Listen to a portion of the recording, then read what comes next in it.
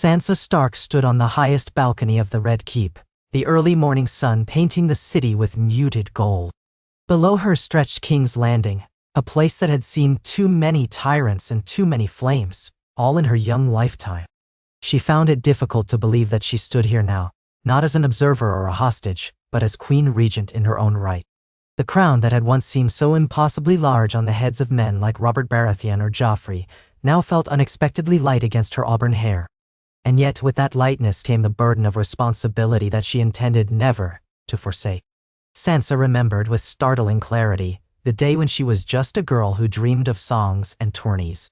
Now she was a woman who had learned, through pain and sacrifice, that the songs lied as often as the cunning lords of Westeros. Survival in King's Landing had been a dance of deception, heartbreak, and quiet resilience. That she had survived at all was a testament to her ability to learn from cunning manipulators, from the cruelty of Joffrey to the Machiavellian brilliance of Littlefinger. Each of them had left a piece of themselves in her memory, and she had vowed to wield their lessons only in service of a more gentle world. But if Westeros demanded ruthlessness, she would provide it, tempered by mercy and guided by justice. She lifted her gaze to the roiling clouds that began to form in the western sky. The breeze off Blackwater Bay smelled of salt and promise. She had always found hope in the smell of the sea. Once in the darkest days she had stood on these very ramparts, wishing for a ship to carry her away from the city's horrors. Now she recognized that running was no longer an option. Her place was here in these ancient stone walls. The city had battered her once. She had watched it tear her father from her, humiliate her, starve her, degrade her.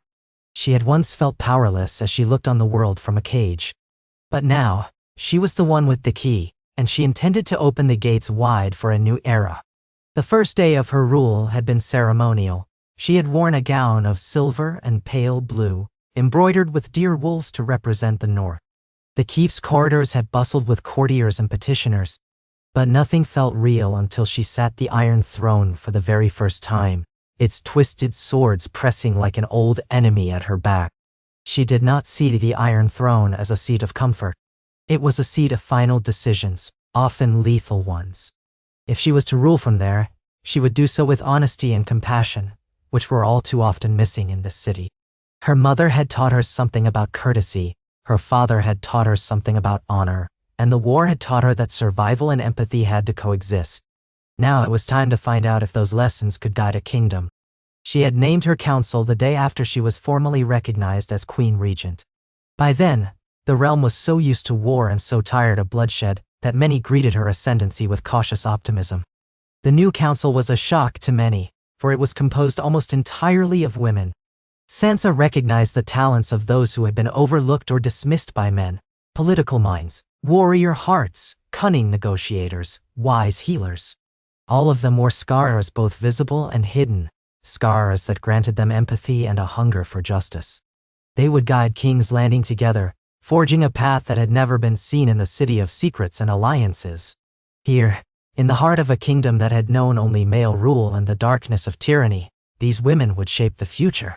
She took a final glance at the city streets below her. The dingy rooftops huddled so close, the labyrinth of alleyways, the chatter of markets that spilled over half-rotten wooden stalls. She had once feared these streets. She had once been lost in them, saved only by the wiry cunning of the Hound or the cloak of anonymity she tried to pull around her. Now the city was hers to protect. This was a living, breathing place with joys and sorrows beyond count. If she and her council could not repair its wounds, no one could. She pulled her cloak tight around her shoulders, ignoring the early autumn chill, and turned toward the corridors of the Red Keep, ready to face the day's business. Her first meeting that morning was with Lady Brienne of Tarth, who was her Lord Commander of the Queen's Guard. If ever there was a woman who personified loyalty, it was Brienne.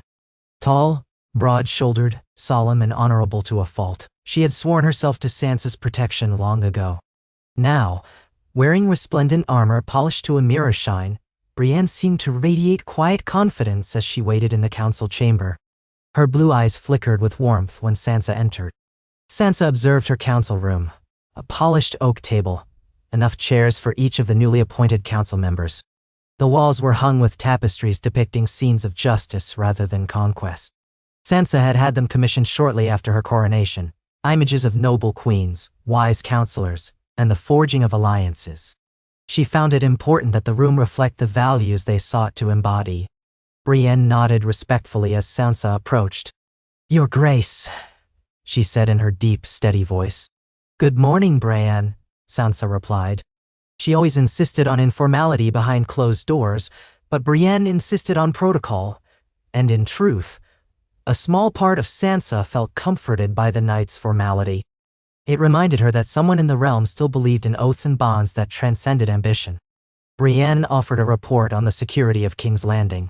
The city watch had been bolstered by the presence of men and women loyal to the north, and Sansa's name, though foreign to many in the capital, was not despised.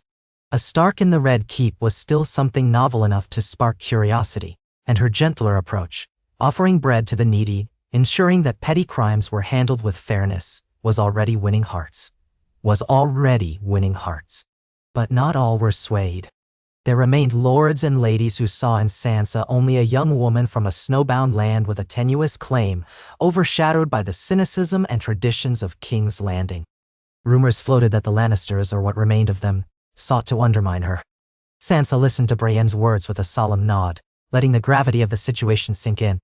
Whatever illusions she might cling to, King's Landing was a place of illusions undone. As Brienne finished, the council door swung open again, revealing Lady Margaery Tyrell, still as graceful as a swan gliding across a pond. The Tyrell name had suffered devastation in the last days of the war, but Margaery had survived by fleeing the capital in time. Her cunning and political acumen, shaped by the courts of both Renly Baratheon and Joffrey, proved invaluable. With the Tyrell's hold on the Reach in tatters, Margaery had lost much of her formal power. But she had kept her wits, her charm, and her sense of duty to the small folk. Sansa had invited her to join the council as an advisor on diplomacy and trade, seeing in her a fellow survivor who understood that power was best used to cultivate, not to destroy. Their relationship was complicated by the past, Joffrey's brutality, the shared horrors they had witnessed, but mutual respect bound them now. "Your Grace, Brienne," Margaery said, inclining her head in greeting. Her dark hair was woven into a loose, elegant braid. She wore a gown of green silk, reminiscent of the Tyrell rose. "I trust all is well this morning?" They settled into the chairs around the table just as two more council members arrived, Missandei of Enneath, who had traveled north after Daenerys' passing, and Yara Greyjoy, a woman who wore her salt-stained leathers without apology. Missandei, with her keen intellect and gift for languages, had taken on the role of Master of Laws, though Sansa had changed the title to Mistress of Laws to reflect the new order. Yara represented a crucial alliance with the Iron Islands, a realm that had often turned rebellious, but which now seemed amenable to forging new ties. Yara might not have been a typical courtly presence, but her ferocity and maritime knowledge could keep the shipping lanes safe and keep any pirate or would-be usurper at bay. Once they were all seated, Sansa began the council in a voice that was both steady and quietly confident. She asked for reports on the city's grain stores, the condition of the harbor, rumors of discontent.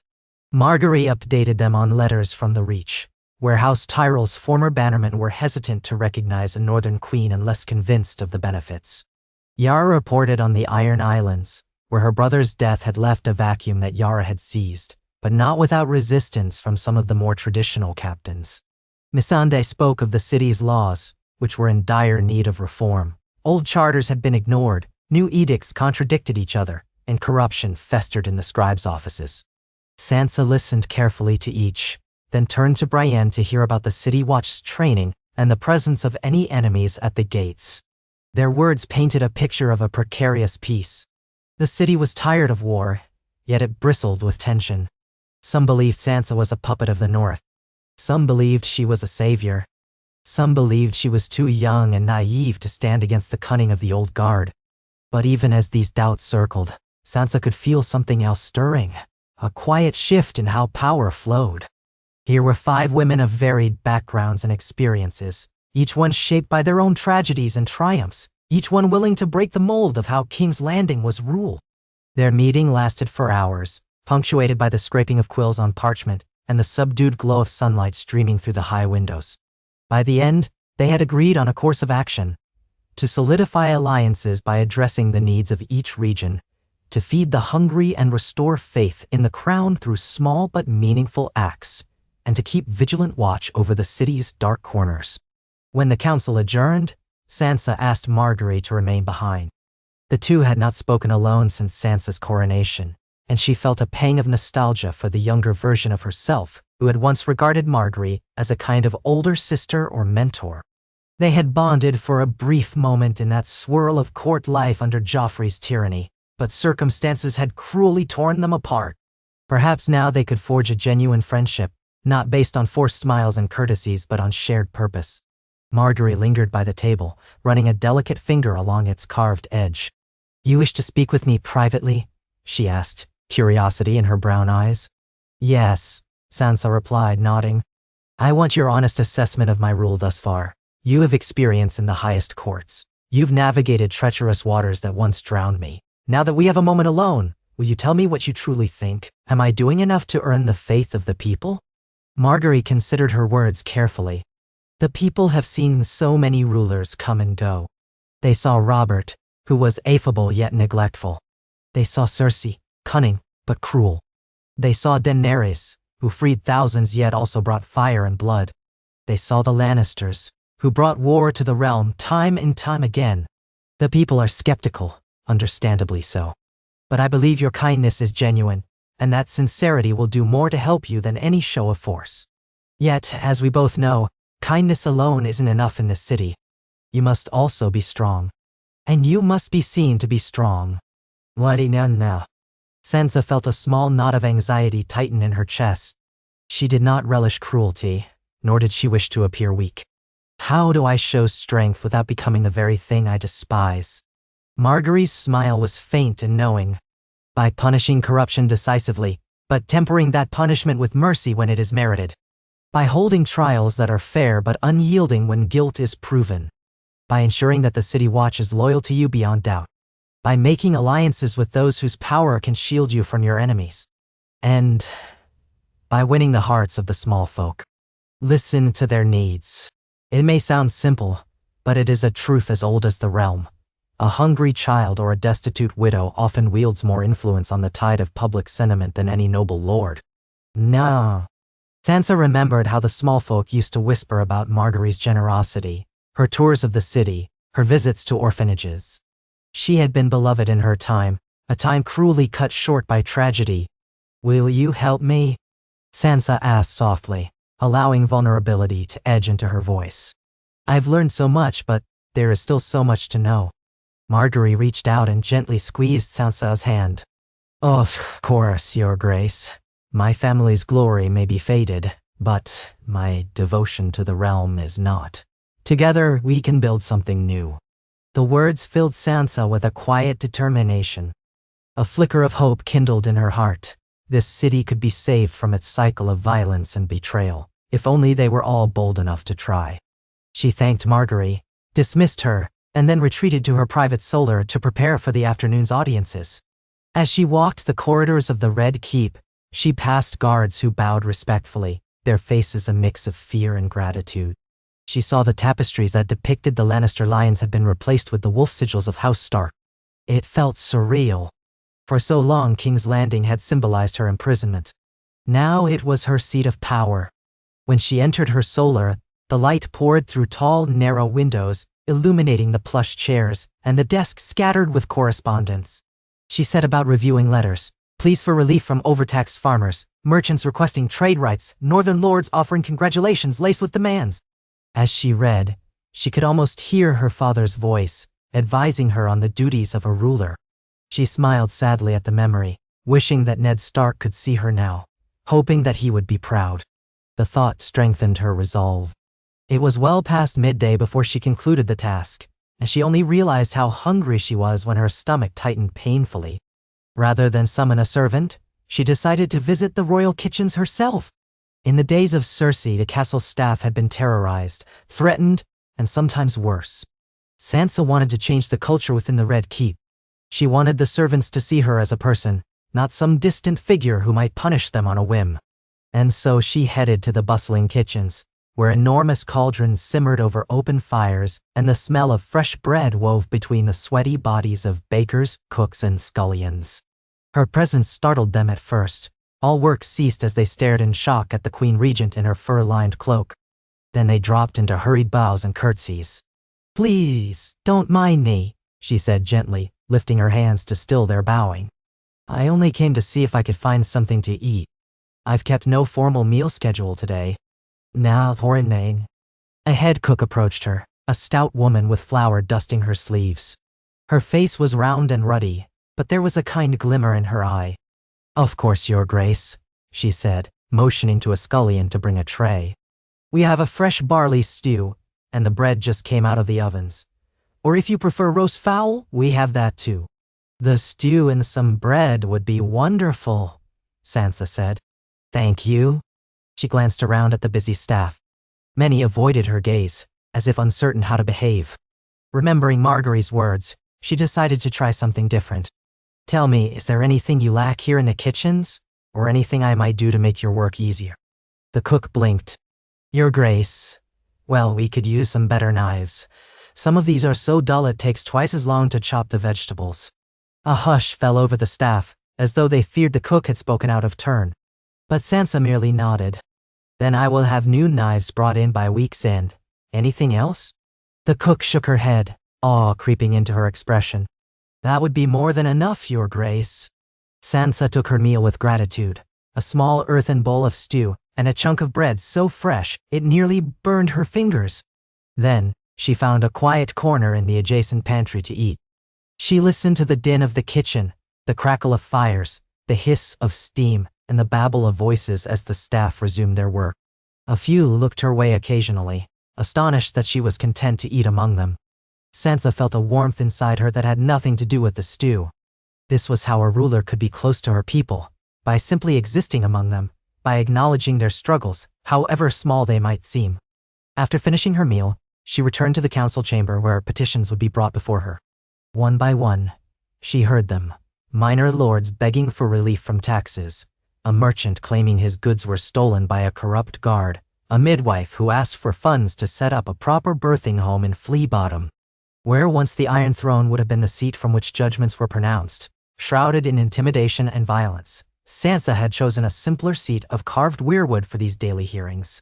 It was still formal, but less daunting. She wanted petitioners to speak without trembling at the sight of swords welded into a spiked throne. Yara Greyjoy joined her for these hearings, bored at first, but soon showing signs of interest when the merchant told his tale of corruption. Yara's experiences of brutal Ironborn raids and the savage cruelty of pirates gave her a perspective that cut through the usual self-serving exaggerations. She questioned the merchant with a bluntness that made him squirm, extracting the truth that he had evaded tariffs and tried to bribe a guard, who then simply took all his goods. In the end, Sansa and Yara concluded that the guard was indeed corrupt, and the merchant was at fault as well. They proposed a fine for the merchant, to be used in provisioning the city watch with better training, and a public dismissal and punishment for the guard. Yara, who had seen men whipped and worse in the Iron Islands, raised an eyebrow at Sansa's measured judgment, but didn't protest. Perhaps she was surprised that Sansa did not simply throw the merchant in a dungeon or have the guard executed. But Sansa believed in a different kind of justice, one that would not perpetuate endless cycles of fear. As the day lengthened and the last petitioners were heard, Sansa finally rose from her seat, shoulders aching and mind spinning with the concerns of the city. Yara placed a hand on her shoulder and gave her a small grin. "You've got more patience than I do, Your Grace," she said. "All that talk of tariffs and bribes, I'd rather be at sea, but I suppose it's necessary work." Sansa smiled faintly. "Your help was invaluable. You have a way of seeing through their lies." Yara shrugged. "I've heard enough tall tales from raiders and captains to know when someone's spinning one. I'd just as soon drag them by the scruff for an interrogation, but I see you have a different style. A style I hope will serve us well," Sansa said. "Thank you, Yara." The next few weeks followed much the same pattern. Each day Sansa met with her council, hammered out new reforms, and listened to a procession of petitioners. Each night she went to bed exhausted, mind tangled in a web of concerns, loyalties that needed forging, corruption that needed cutting out, and the looming threat of the uncertain alliances beyond King's Landing. Although it was taxing, Sansa felt more alive than ever. She was no longer a pawn in someone else's game. She was forging her own path, guided by the collective wisdom of the women she trusted. It was during one of these council sessions that Arya Stark reappeared in King's Landing, unannounced and as silent as a shadow. She slipped past the guards and found Sansa in the corridor outside the council chamber, where Sansa was consulting with Missandei about a set of new trade policies. When Sansa saw that familiar feral grin on her sister's face, she thought she might burst with relief.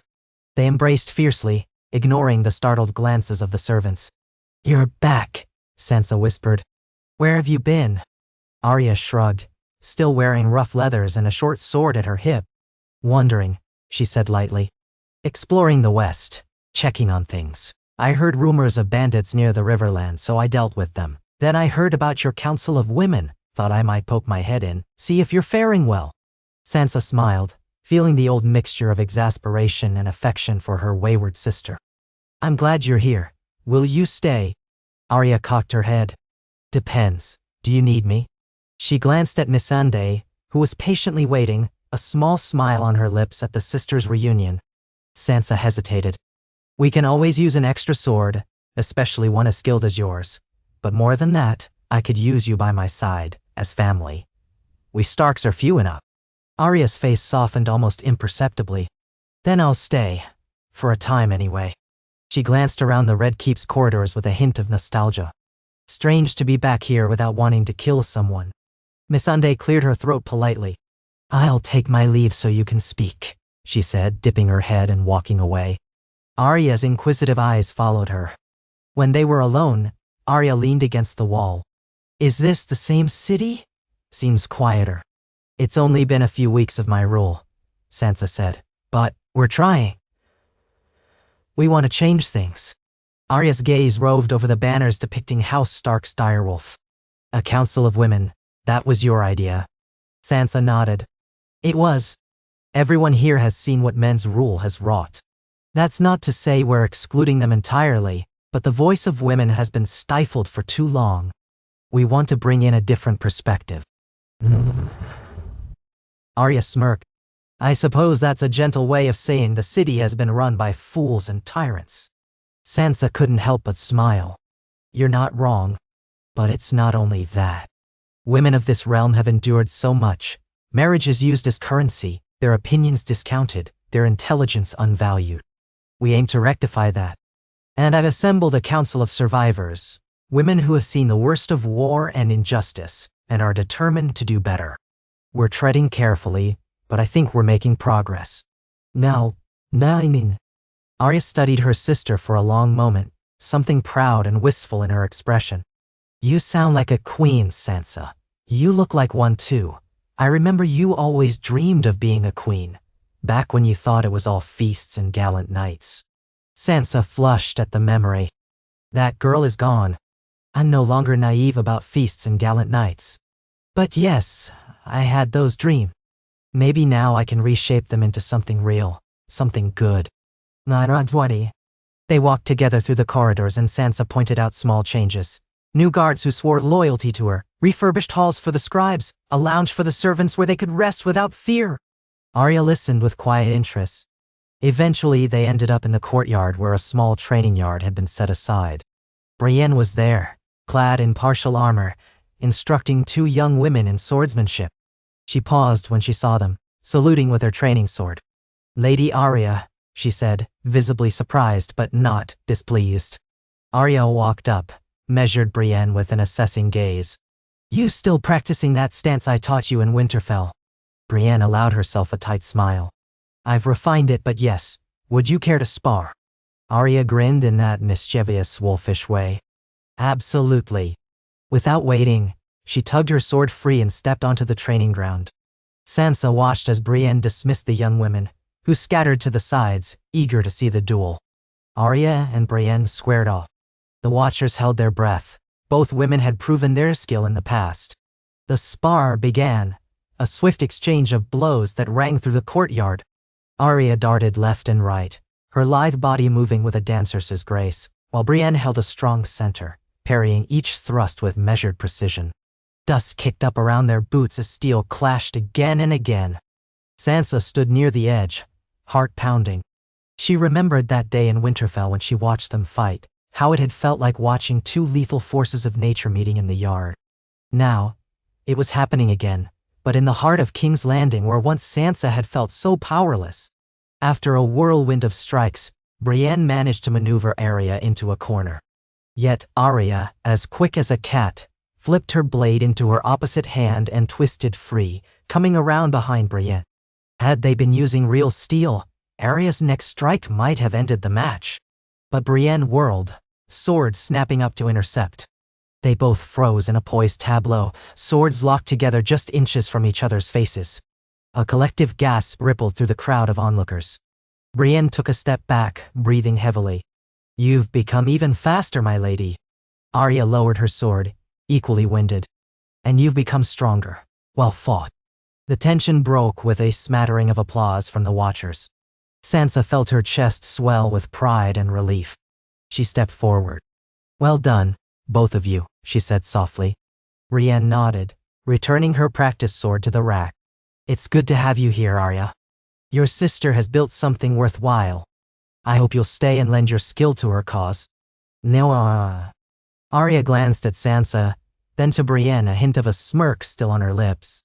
"We'll see," she said. But in her eyes, Sansa recognized approval. Her sister, the fierce little wolf, was proud. And that meant more to Sansa than the cheers of 100 courtiers. In the days that followed, Arya remained in King's Landing. True to her word, she offered her skills in rooting out unscrupulous guards and lords. At first, Sansa worried about Arya's methods. She had never fully understood the training Arya had undergone in Braavos, but she knew it was dark and deadly. However, Arya assured her that she would not simply assassinate suspects. Instead, she used her cunning to gather evidence, going undercover in Flea Bottom or the back halls of the Red Keep, eavesdropping on the unscrupulous. It wasn't long before she uncovered a small cabal of lesser lords plotting to smuggle gold out of the city, possibly to hire mercenaries to unseat Sansa. With this proof in hand, Sansa and her council acted swiftly, arresting the conspirators and holding a fair trial before sentencing them. Word spread that Sansa Stark's rule would not be so easily undermined. Little by little, the city began to change. The cynicism that had become deeply ingrained in King's Landing did not vanish, but a glimmer of hope emerged. Bread distributions in poorer districts kept children from going hungry. Investments in trade and shipping began to invigorate the harbor.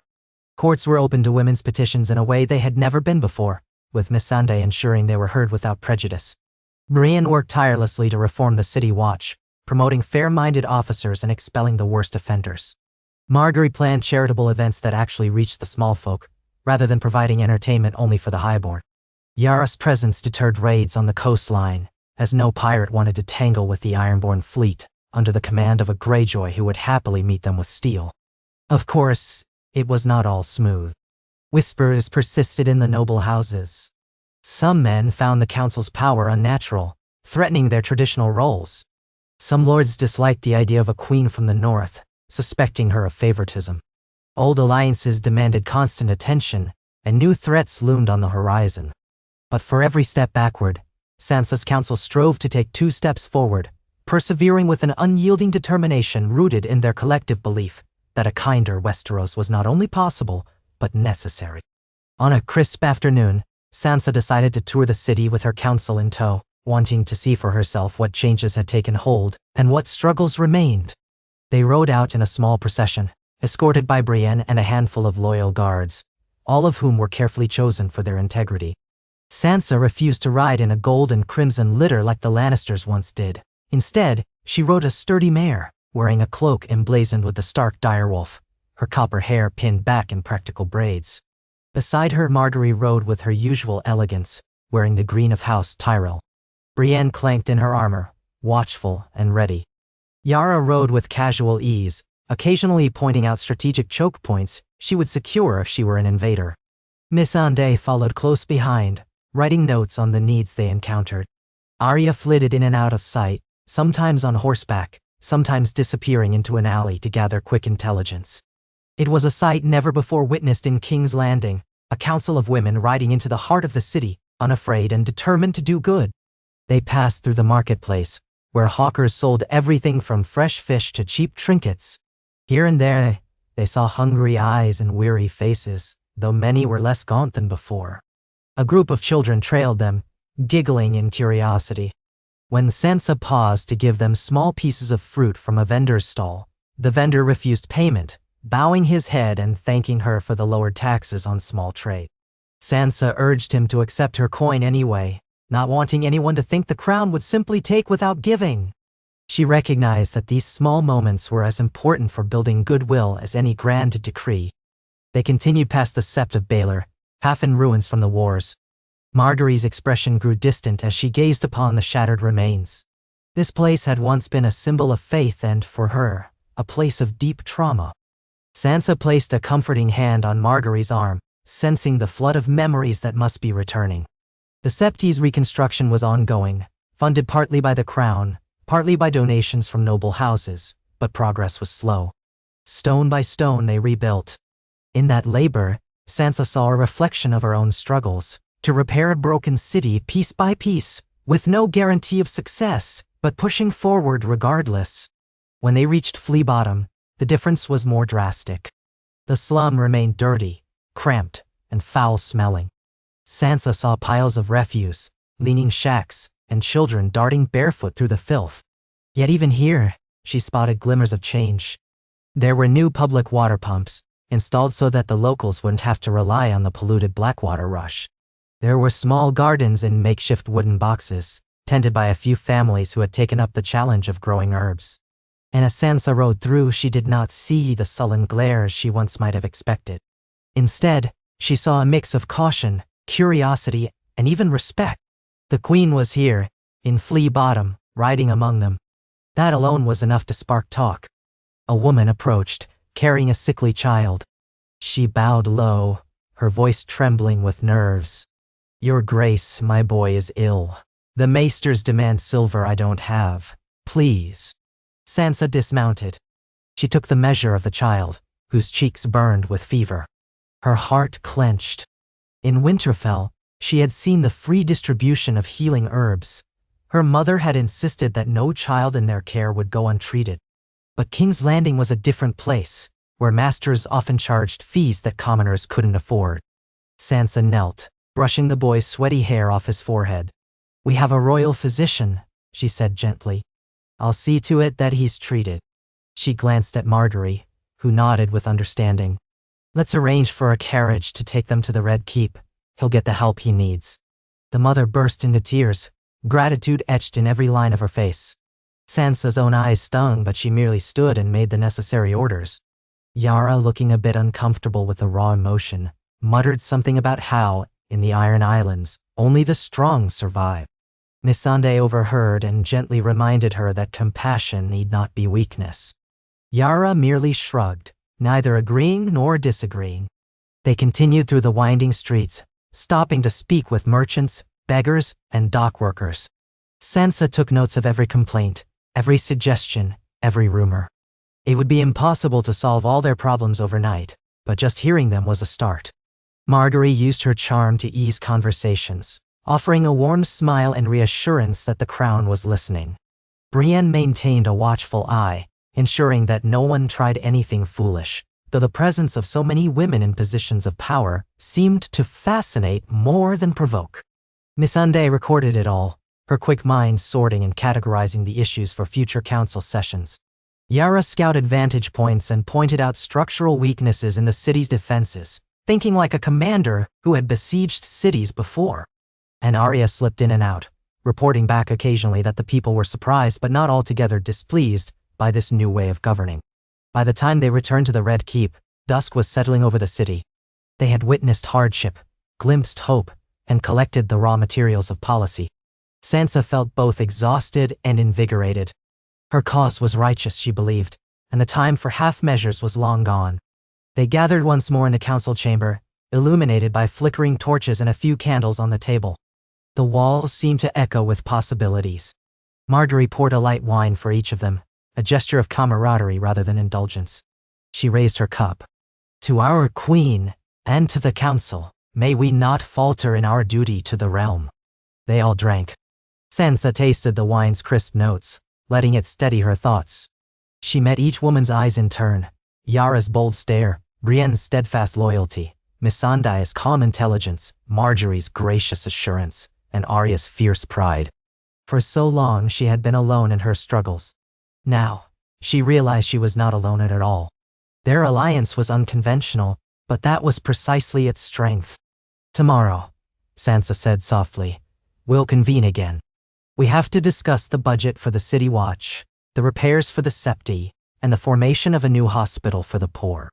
We'll also talk about forging official trade routes with Dorne and perhaps see if the Vale will lend engineers for city improvements. Each of you knows your responsibilities. Thank you for riding with me today, for seeing the city with your own eyes. We can't rule from these walls alone. There were murmurs of agreement. Exhaustion hung in the air, but it was tempered by a sense of purpose. One by one they drifted out of the chamber, until only Sansa and Arya remained. Arya stood by one of the high windows, looking out over the lights of the city. Sansa went to stand beside her. The torchlight cast their shadows long across the floor, two Stark sisters who had walked through fire and come out tempered, each in her own way. Arya's voice was low. You know there are still enemies out there, right? Cersei might be dead, but her supporters aren't. Old loyalists of the Targaryens, or the Lannisters, or the Baratheons. They'll see you as an interloper. Even in the north, some might question why you're here instead of Winterfell. Ah! Sansa nodded, a slight tremor in her heart. I know. Ruling isn't about feeling safe. It's about accepting that danger as part of the position, and doing what's right anyway. Arya turned to face her, eyes glinting with something akin to admiration. You've grown stronger, Sansa, stronger than I ever imagined. Maybe stronger than me, in your own way. Sansa reached out and took Arya's hand. We're both strong. We just have different ways of showing it. And we need each other. Please say, no one sekai. Arya squeezed her hand in return. I will, for now. But you know I can't stay forever. There's too much of me that wants to roam. But I'll be here as long as you need me. Then we'll make every day count, Sansa said. They stood there together for a while, looking out over the city they once feared and loathed, a city that had devoured their father and left them both scarred. Now, it was the place of their greatest opportunity, to heal, to lead, to change the fate of Westeros. Sansa's eyes lingered on the lanterns bobbing in the blackness of the bay, on the torchlit streets winding away into darkness. How many stories played out in those streets each night? How many hungry children, how many scheming lords, how many desperate souls searching for hope? In that moment, Sansa promised herself that she would not falter. She had seen evil triumph too many times, had watched cruelty masquerade as strength. She knew the realm deserved better. And with her council of women, survivors and warriors, diplomats and thinkers, she believed they could offer something new. Something that was both merciful and resolute. If anyone could reshape King's Landing, it would be the ones who had once been overlooked, trodden upon, and underestimated. Early the next morning, before the city had fully woken, Sansa found Brienne in the courtyard, already dressed in her armor, overseeing the changing of the guard. The tall knight inclined her head as Sansa approached. Thin morning light glanced off Brienne's breastplate. Your Grace, she said, her voice resonating in the still air. Sansa smiled faintly. Brienne, do you ever rest? Brienne shrugged. Not often. The city watch still needs oversight. There are some old loyalties that die hard. I'd rather be certain of their devotion to you. Sansa nodded, impressed yet again by Brienne's unwavering commitment. Thank you, she said, looking out at the guards assembled. How do they fare? They're learning, Brienne said. Slowly. The notion of equality among them is new. I'm enforcing rules that punish them for mistreating the citizens. Not all of them like it, but they obey. I have eyes on them at all times. If any step out of line, they're removed. I won't tolerate the abuses that once plagued this city. Nay? Sansa's gaze followed a pair of guards walking away. One was a woman of perhaps 20 years, her hair cropped short under her helm. The other was a grizzled man old enough to be her father. And yet they walked side by side, seemingly as equals. You're changing the dynamic. That's good. In time I hope we can recruit more women into the watch. Brienne allowed herself a small smile. We're working on it. It helps that the city sees women in positions of authority now, Dawei. Some have stepped forward with interest. We'll train them. No way in us. Sansa felt a swell of pride in her chest. She touched Brienne's arm, a gesture of camaraderie. I know you've sacrificed a great deal to protect me. I'll never forget it. Brienne's gaze was earnest. Your Grace, my only wish is to uphold my vow. Your safety is my duty, but serving the realm under your leadership is an honor. With that, she excused herself to continue her duties, leaving Sansa standing alone in the courtyard as the sun inched higher. The dawn chorus of city noises began, vendors setting up stalls, distant bells from the harbor, the rumble of carts on cobblestones. Each sound reminded her of the vast tapestry of lives depending on her rule. She turned and walked back inside, heading for the council chamber to convene with the others. Along the way, she passed a corridor where Margaery was in conversation with a pair of ambassadors from Dorne, their sun and spear sigil visible on their cloaks. Sansa paused at a respectful distance, noting Margaery's soft smiles and graceful nods. One of the Dornish emissaries caught sight of Sansa and bowed quickly. Margaery turned, motioning her over. The ambassadors introduced themselves as Messrs. Nymor and Elia Sand, half-siblings of a minor Dornish noble house loyal to Sunspear. They expressed interest in forging stronger trade routes, spices, wines, exotic fruits. They also hinted at potential alliances if King's Landing acknowledged Dornish autonomy more formally.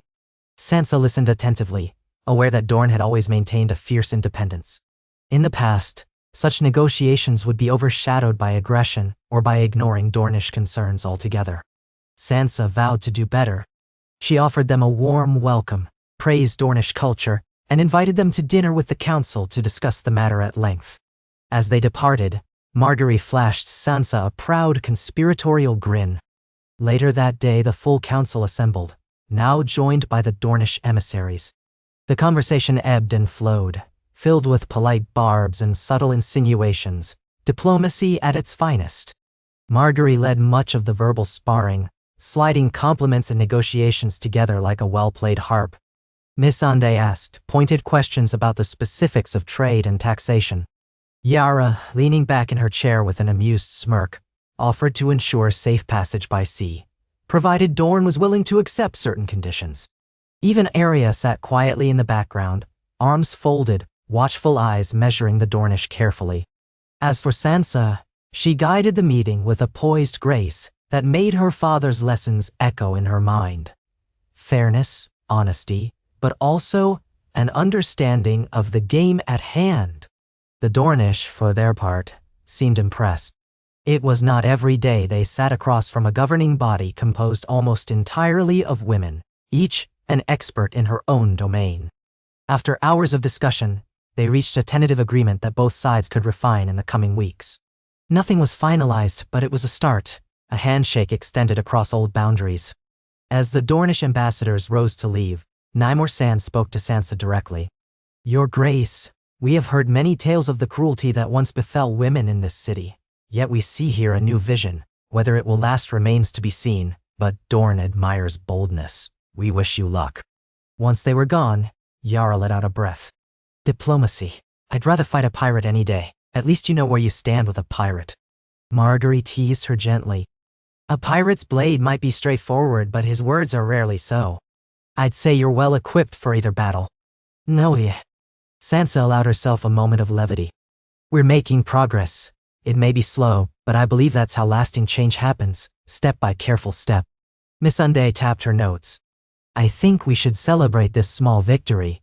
The city is calmer, trade is improving, and no new threats have emerged for weeks. We can't let ourselves grow complacent. But we should acknowledge what we've accomplished. Morale is important. Brienne agreed. A feast might remind the nobles and the small folk alike that we are not only about serious reforms. Let them see your generosity and your willingness to share in their joys. Now. Sansa hesitated, remembering the lavish feasts under Joffrey's reign, how they had been displays of power and intimidation. But perhaps a modest feast that included the common people, or at least representatives of them, could signal a new era. She turned to Marguerite. Would you help me plan something tasteful, not too extravagant, but enough to bring warmth to the city? Marguerite inclined her head. It would be my pleasure, Your Grace. And so plans for a modest yet welcoming celebration began. Marguerite took the lead, organizing musicians, ensuring local merchants would be highlighted in the fair, and incorporating a charity aspect where leftover food would be distributed rather than wasted. Sansa approved every detail, keeping the focus on unity and gratitude. Arya rolled her eyes at the fuss but secretly volunteered to help run security checks. Yara provided suggestions for entertaining naval demonstrations near the harbor, but Sansa decided it might be too militaristic for the occasion. Brienne oversaw guard placements to ensure safety, while Missandei handled the invitations, carefully crafting language that made it clear all were welcome. The night of the feast arrived clear and cool. Braziers lined the courtyard of the Red Keep, casting dancing flames that lit up the ancient stone. Tables were arranged with an unpretentious elegance, simple white linens, fresh flowers, and hearty food. Musicians played upbeat tunes that drifted through the air, and a steady stream of guests arrived, from lords and ladies in fine attire to merchants in their best cloth, and even a few chosen common folk who had helped with city improvements. Sansa moved among them, greeting each personally, sometimes stopping to share a cup of wine or taste a newly arrived dish. She wore a gown of soft gray and white, embroidered with direwolves and accented with subtle silver leaves, reminiscent of the weirwoods of the north. A circlet of silver graced her brow, depicting a single wolf's head at its center. Around her, the council mingled. Marguerite dazzled a group of lesser nobles with her stories of the Reach, while Missandei spoke with scribes about the new legal codes. Yara engaged in a friendly contest of dagger-throwing with a pair of adventurous courtiers, laughter echoing in the courtyard as they teased each other. Brienne stood near Sansa, ensuring no threat emerged, but occasionally venturing out to speak with visitors who approached her, curious about the tall, armor-clad Lady Knight. Arya, of course, was nowhere to be seen, likely lurking in the shadows, ensuring no plot was afoot. But Sansa sensed her sister's watchful presence nonetheless. As the evening progressed, Sansa stepped onto a small dais to address the gathering. The music quieted. All eyes turned to her, many with expressions of curiosity, some with genuine warmth. She took a breath, scanning the crowd. She saw children in the corners, wide-eyed with wonder at the festivities. She saw old men and women who had known decades of strife, now looking for something to believe in. She saw the noble houses eyeing her with skepticism or guarded approval. She saw hope flickering amidst the cynicism. "My lords and ladies," she began, her voice carrying over the courtyard, "and to all good people of King's Landing, I welcome you. We gather tonight not to show off wealth or power, but to share in a moment of peace and fellowship. We have survived wars, and we have witnessed terrors I need not recount. But we stand here together, in a city that still lives, still breathes, still yearns for something better. I will not pretend that all our woes are solved. There is work to be done, hard work that will take time, patience, and unity. But tonight, let us acknowledge how far we've come, and let us look forward to how far we can still go. I thank each of you for your part in that journey, be it large or small. Now." A modest applause rose, some cheers. Sansa nodded, stepping down, allowing the music to resume. People drifted back to the tables, some talking in hushed voices, others praising the Queen's humble but heartfelt speech. Sansa stepped off the dais and found Brienne offering a slight smile, as if to say well done. Marguerite approached, offering Sansa a goblet of spiced wine. "You've given them hope," Marguerite said quietly. "That's not easy to do in this city." Sansa raised the goblet. "May it last," she said, taking a small sip and savoring its warmth. The feast continued with dancing and conversation late into the night. Lanterns lit up the courtyard in a gentle glow, and the music ranged from lively reels to softer ballads. Sansa drifted among the guests, hearing their tales, listening to their laughter. For the first time in her life, she felt truly in control of her own destiny, and not as a captive to be married off, or a frightened girl forced to lie about her dreams. Toward the end of the evening, When the moon hung high in the sky, Sansa found herself looking out from the battlements of the Red Keep once more. She could see the lights of the city below, each flickering lantern a life, a family, a beating heart. She felt the cool breeze on her cheeks, carrying the promise of winter from the north. Footsteps behind her announced Arya's arrival. Her sister came to stand beside her, quietly gazing at the same cityscape. Arya broke the silence. "I never thought I'd see King's Landing like this, peaceful, almost happy." "Neither did I," Sansa admitted. "But it's only one night. Tomorrow we return to the challenges." Arya folded her arms. "And you'll face them. We Starks are good at surviving." Sansa nodded, remembering their father's words. "When the snows fall and the white winds blow, the lone wolf dies but the pack survives." They had survived, and now they thrived, at least for this moment. Yet she knew well enough the Game of Thrones never truly ended. There would be threats and betrayals. Still, she clung to hope. This was a different path, one paved not with fear but with cooperation. "I'm proud of you," Arya said, her voice so soft that the wind almost carried it away. "You're not the girl I once teased. You're a queen, Sansa, and a good one." Sansa felt tears prickle at the corners of her eyes. "I'm only a queen because I have the support of those who believe in a better world, like you, Brienne, Marjorie, Missandei, Yara. We're building something together." Arya gently nudged her shoulder. "Enjoy what you've built tonight. Worry about tomorrow when it comes." They stood in companionable silence for a time, until the music below began to fade and the night grew old. Sansa closed her eyes, breathing in the scent of the sea, the city, the night flowers that grew in the gardens. In her mind, she saw the faces of those lost.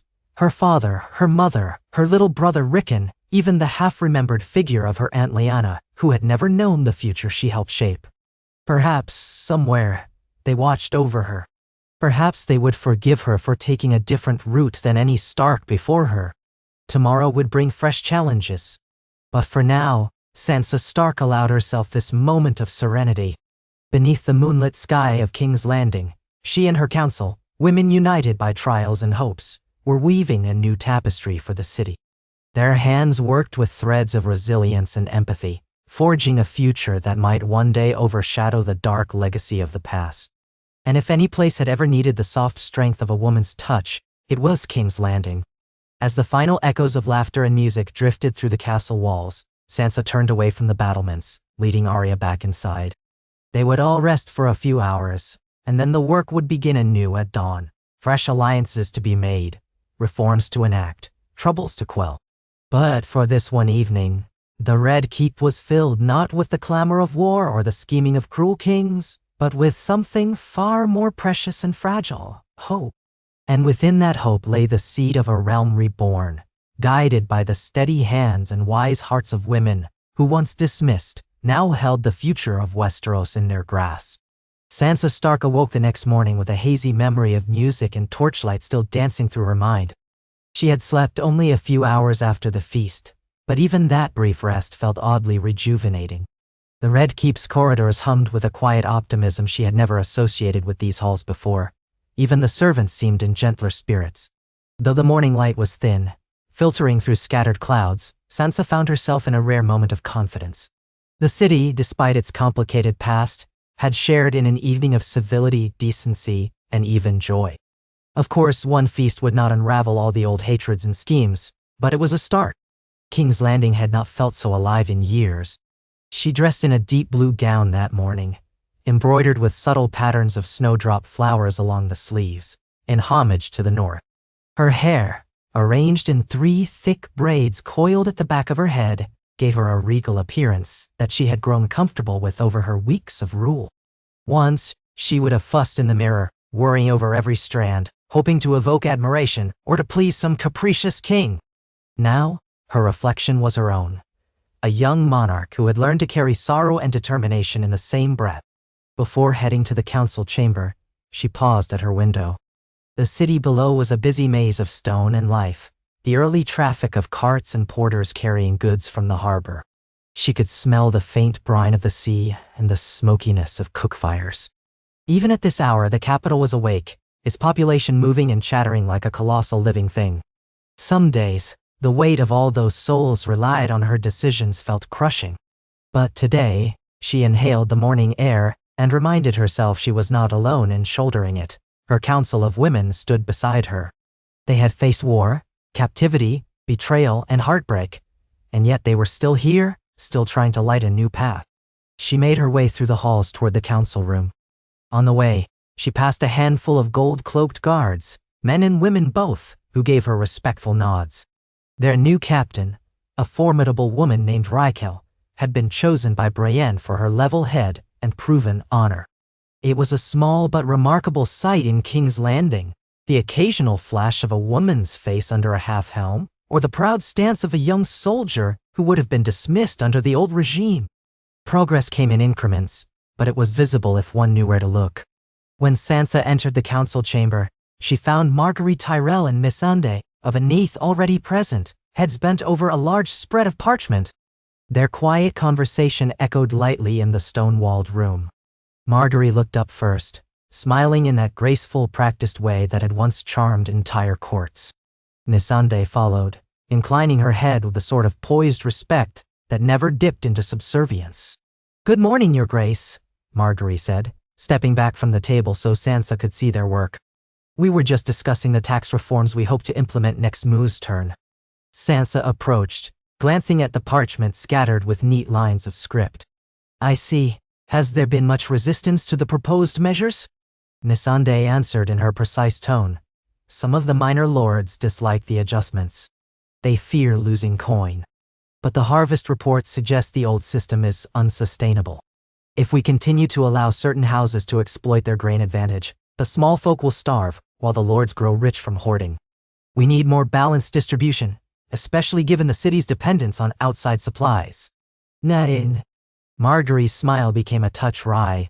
"You know how it is with lords and their coin purses. If you so much as pry a single gold dragon from their pockets, they howl about injustice. But we have enough evidence that hoarding is happening on a wide scale. With a fairer tax, we can prevent exploitation and still ensure that commerce flows. We just have to brace ourselves for protests." Sansa nodded, scanning the chart. "I want to proceed. We'll do it carefully and we'll make certain any changes are well explained. That's a lesson we've all learned. If we impose without explaining, we breed resentment." She gestured to the relevant lines. "Let's finalize these. We'll announce our decisions with open hearings, so the lords can see we're not acting in secrecy." The two women exchanged satisfied glances. Before they could say more, the door opened again, admitting Yara Greyjoy and Brienne of Tarth. Yara's posture radiated casual confidence, her hands resting on her belt as she strode in. Brienne, in contrast, kept her spine erect, her eyes sweeping the room in a perpetual search for threats. Behind them trailed Arya, who moved so quietly it seemed she materialized in their wake. She gave a slight nod to Sansa, a subtle expression of sisterly warmth. "Morning all," Yara said, stifling a yawn. "I swear, last night's festivities were too tame for some. Saw a few drunks wandering the courtyard well past midnight, singing bawdy song." Brienne gave Yara a look that was half amused, half exasperated. "We had minimal incidents though. No fights worth noting, and no one ended up in a cell for the night." "Nee." Marguerite quirked an eyebrow. "That's a vast improvement over the feasts we once endured under certain kings." Sansa gestured for everyone to take their seats around the rectangular table, one of the few pieces of furniture in the Red Keep that managed to convey official purpose without exalting a single occupant above the others. They each settled in. Marguerite smoothed her skirts, Missandei arranged her notes, Brienne folded her hands in front of her, Yara slouched in her chair, and Arya, as usual, found a corner of the table and half sat, half stood in a posture that defied typical etiquette. Sansa began the day's business. First came the matter of the city watch. Brienne provided updates on training, praising the new batch of recruits, men and women, who were proving more disciplined than the old guard. Corruption cases had declined, though not disappeared. One of the watch captains had been caught extorting coin from local shopkeepers, and he was now awaiting trial. Sansa commended Brienne's vigilance and asked that she continue rooting out any corruption. They spoke about a plan to rotate watch assignments so no single neighborhood came under the sway of a single captain for too long. It would prevent the formation of fiefdoms that had plagued the city in past years. Next, Yara delivered her report on maritime security. The docks were safer than they had been in a decade, with fewer robberies and fewer illegal shipments slipping past. Yara had hammered out a deal with a handful of ironborn captains who preferred legal mercantile work over piracy, promising them fair wages to patrol the harbor. The arrangement cost the crown some coin, but it meant far fewer raids and a more stable flow of goods. Yara mentioned that some rogue captains still roamed the seas. They would need continued vigilance, but for now, the harbor was relatively secure. Then came Missandei's portion, which concerned the revised legal codes. She spoke about clarifications on inheritance laws, particularly relevant now that some noble houses had shrunk or vanished due to the wars. A few lesser houses lacked male heirs entirely, and though it was tradition in Westeros to pass lands through the male line, Sansa's council wanted to ensure female inheritance rights were recognized. This was a significant shift for many. Some lords bristled at the notion that a daughter might inherit over a distant male cousin, but Sansa believed strongly that women should not be shunted aside for no other reason than tradition. The council debated how best to phrase the new policies, anticipating strong pushback. Margaery suggested careful alliances with key houses that might see the advantage in supporting female inheritance, particularly those who currently had a strong daughter, but only tenuous male relatives. Slowly, they would build a base of support for the reform. Sansa agreed. It was too big a change to enforce overnight without strategic planning. Arya listened to most of the discussion in silence, occasionally tilting her head or tapping her foot. She seemed more at ease with the infiltration of conspiracies and the removal of dangerous individuals than the finer points of law, but she did speak up once. "And what about the families in the city's underbelly?" she asked. "Marriages and inheritances matter less to them, but they have trade, shops, perhaps a small patch of land. If we're changing inheritance laws, it should apply to them too." Missandei nodded. "Indeed, the new laws would not only apply to high lords. We want to provide more stability for small folk as well, craftsmen, dock workers, artisans who might pass on their workshops or houses to a daughter if that's their only immediate heir. It should extend beyond just the highborn. But as you say, that may require outreach so the small folk know what's changed." Arya gave a satisfied shrug. "Then I'll help in the streets if you need it. The families in Flea Bottom don't usually trust official decrees, but they might trust me if I show my face there." Sansa managed a small, grateful smile. "Thank you, Arya. That could be a great help. People won't abide by new laws if they don't understand them." Nay, God. They moved on to the next major topic, the alliances beyond the city. Margaery mentioned continuing negotiations with Dorne, referencing the 2 Dornish ambassadors who had attended the feast. Though they'd left impressed by the changes in King's Landing, Dorne was still cautious. They demanded greater autonomy and more consistent trade agreements, as well as the crown's promise not to infringe on their local customs, particularly those granting women more equal rights to inheritance and political power. It was a rare moment of alignment, as Sansa's own reforms paralleled some of the Dornish traditions that allowed their women considerable authority. Margaery planned a correspondence that would highlight those similarities, hoping to cement their friendship. Then came mention of the Stormlands. A new lord had taken over Storm's End after the Baratheon line's collapse. Brian Storm, a distant bastard relation who had managed to rally enough support to claim the seat.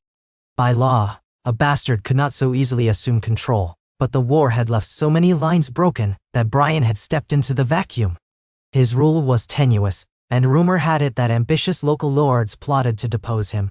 Sansa's council recognized that if chaos took hold in the Stormlands, trade routes might suffer, and opportunists might cause trouble for the crown. Margaery suggested sending a diplomatic envoy, perhaps even traveling there in person. But Sansa hesitated to leave King's Landing for too long, aware that her position was not so secure she could afford lengthy absences. After some debate, they decided that Margaery and a small retinue might go in Sansa's stead. Margaery's name still held prestige, and she was skilled in the art of winning hearts. If she could establish a cordial relationship with Brian Storm, it might prevent further strife. Last on the agenda was the question of the North. Sansa's old home now lay in the hands of Jon Snow, or rather Aegon Targaryen, if one wished to use the name he'd been born under. However, as far as Sansa was concerned, He was still John. He had gone beyond the wall some time ago, content to stay there among the free folk, leaving Winterfell in the care of trusted advisors. The North had declared independence under him once, but since he'd abdicated formal leadership, many were uncertain whether to remain their own kingdom or reintegrate into the Seven Kingdoms under a queen who was, after all, one of their own. The issue was complicated by the North's historic desire for self-rule, and by the respect they held for Sansa. She had never declared the North fully independent. Still, most recognized that Sansa Stark was queen in the South, not in Winterfell. If the North decided to break away, it might do so quietly or not at all. Letters from the current Castellan at Winterfell remained non-committal, politely congratulating Sansa on her reign while making no vow of fealty. That too had to be addressed eventually. The council concluded, tasks assigned, decisions made, and they each set about their day's work. As the others stood to leave, Sansa found herself lingering at the table, turning over the complexities in her mind. She felt someone approach, and when she looked up she saw Arya's keen eyes watching her. "Thinking about the North?" Arya asked. Sansa nodded. "It's hard not to. I miss it. I wonder if they resent me for staying here. I wonder if they think I've betrayed my heritage." Arya shrugged. "The North is stubborn, yes, but they also remember their friends. You did what you had to do. For the realm, for everyone. And if the North wants to be separate, you know you'd respect that. You'd never send an army to force them under your banner." "Of course not," Sansa said softly. "I just wish I knew how they truly felt. My letters tell me so little. Maybe I should send someone I trust to speak with them face to face." Arya's lips curved into a small smile. "May?" Sansa let out a gentle laugh, but it held a hint of sadness. "You'd be the best choice. You're a Stark and a Northerner, yet you understand what we're building here. But I've only just gotten you back. I don't want you to think I'm pushing you away. I'd rather you stayed." Arya gave her a thoughtful look. "I know. But I'd go where I'm needed. If you truly want me to check on the North, I will. Besides, I could use a ride through the countryside. King's Landing stinks." "No, They shared a quiet chuckle at that. In a way, Sansa wanted to keep Arya close, to have her sister near after so many years of separation and danger. But she also recognized Arya's restlessness. If Arya could do good by traveling north, it might ease tensions and gather valuable insights. Sansa reached out and briefly squeezed Arya's hand. "Let me think on it for a day or two. There's no immediate urgency, but we shouldn't wait too long." Arya nodded and left the room, disappearing into the corridors like a wraith. Sansa sighed and gathered her notes, preparing for the long hours of rulership that stretched ahead. That afternoon, she visited the royal archives, a musty set of chambers filled with scrolls, tomes, and half-rotted ledgers dating back centuries. In the old days, these documents were rarely consulted except when a particularly cunning hand of the king wanted to prove some obscure right or to dig up a dusty precedent. Sansa believed that knowledge was essential for her new administration. If they wanted to root out corruption and injustice, they needed to understand the legal bedrock on which the Seven Kingdoms stood. Missandei was already working on deciphering some of the more archaic texts, but Sansa wanted to see them for herself, to glean any clue about alliances or hidden claims that might cause trouble. She found Missandei perched on a stool, poring over a thick volume. Several unsorted scrolls lay around her. Candlelight flickered against the stone walls, making the cramped space feel intimate and scholarly. Sansa took a seat beside her, letting the smell of parchment and old ink wrap around them. "Any discoveries?" Sansa asked, brushing dust from a nearby scroll. Missandei looked up, her dark eyes bright despite the dimness. "Plenty of contradictions, Your Grace. Different kings have claimed contradictory rights to the same lands. I see repeated attempts by various monarchs to place themselves above certain laws. There's also old agreements that might still be valid unless we explicitly repeal them. Did you know, for instance, that Aegon the Conqueror once granted an exemption on salt tax to certain families in Cracklaw Point? It was never rescinded in writing, though the crown long ago started taxing them again. If they realized they had an ancient exemption, they might protest." "No. Sansa felt a flash of exasperated amusement. "I see. So we're collecting a series of potential headaches." Missandei's expression turned wry.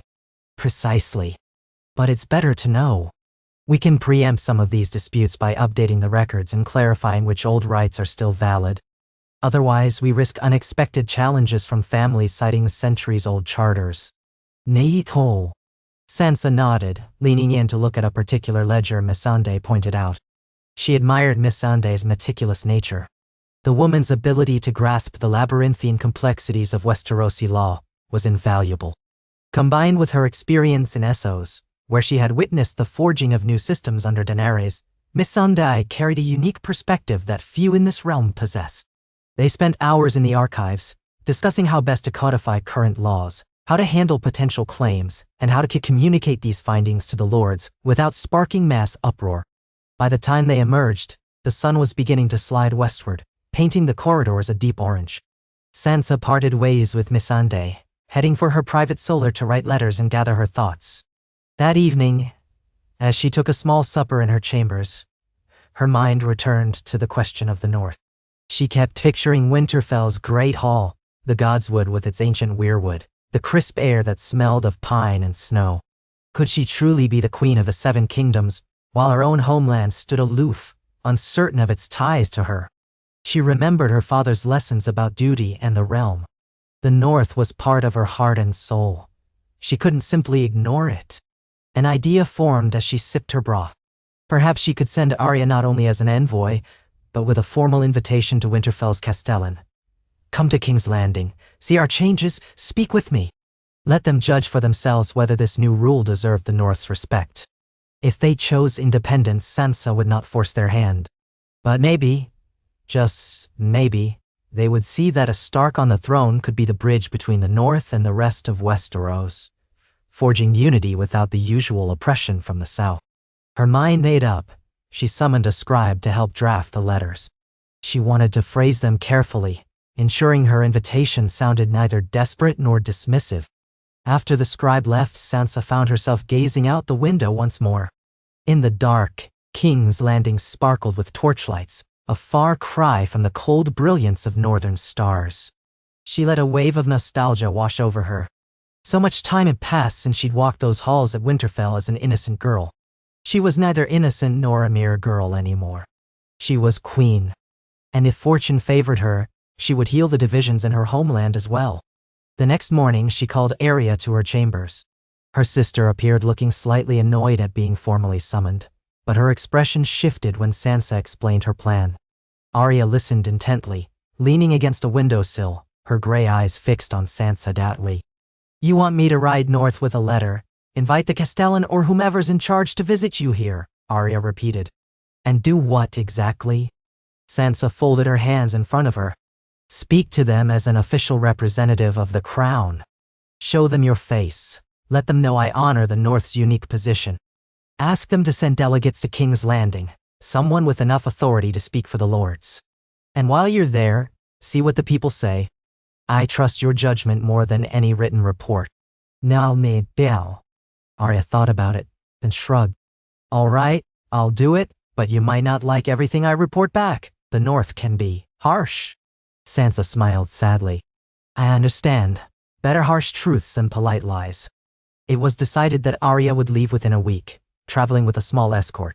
Sansa asked Brienne if she wished to accompany Arya, but Brienne declined. My duty is here protecting you, the knight insisted. Yara offered one of her trusted guards to ride along, more out of a desire to keep tabs on the mainland's roads than a true need for protection.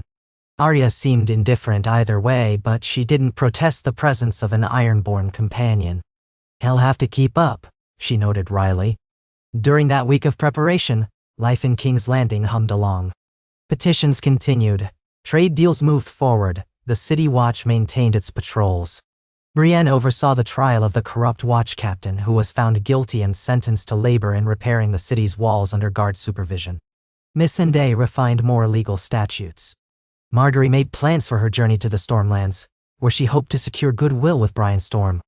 Yara spent time by the docks ensuring the captain stayed in line. Sansa drifted from one responsibility to another, convening with city planners, receiving visitors from outlying towns, writing letters to potential allies in the Vale and the Reach. She slept little but felt a kind of steady determination fueling her. At last, the morning of Arya's departure arrived. The sky was crisp and clear, a mild breeze rustling the banners above the Red Keep's gate. Arya appeared in her well-worn leathers, needle at her hip.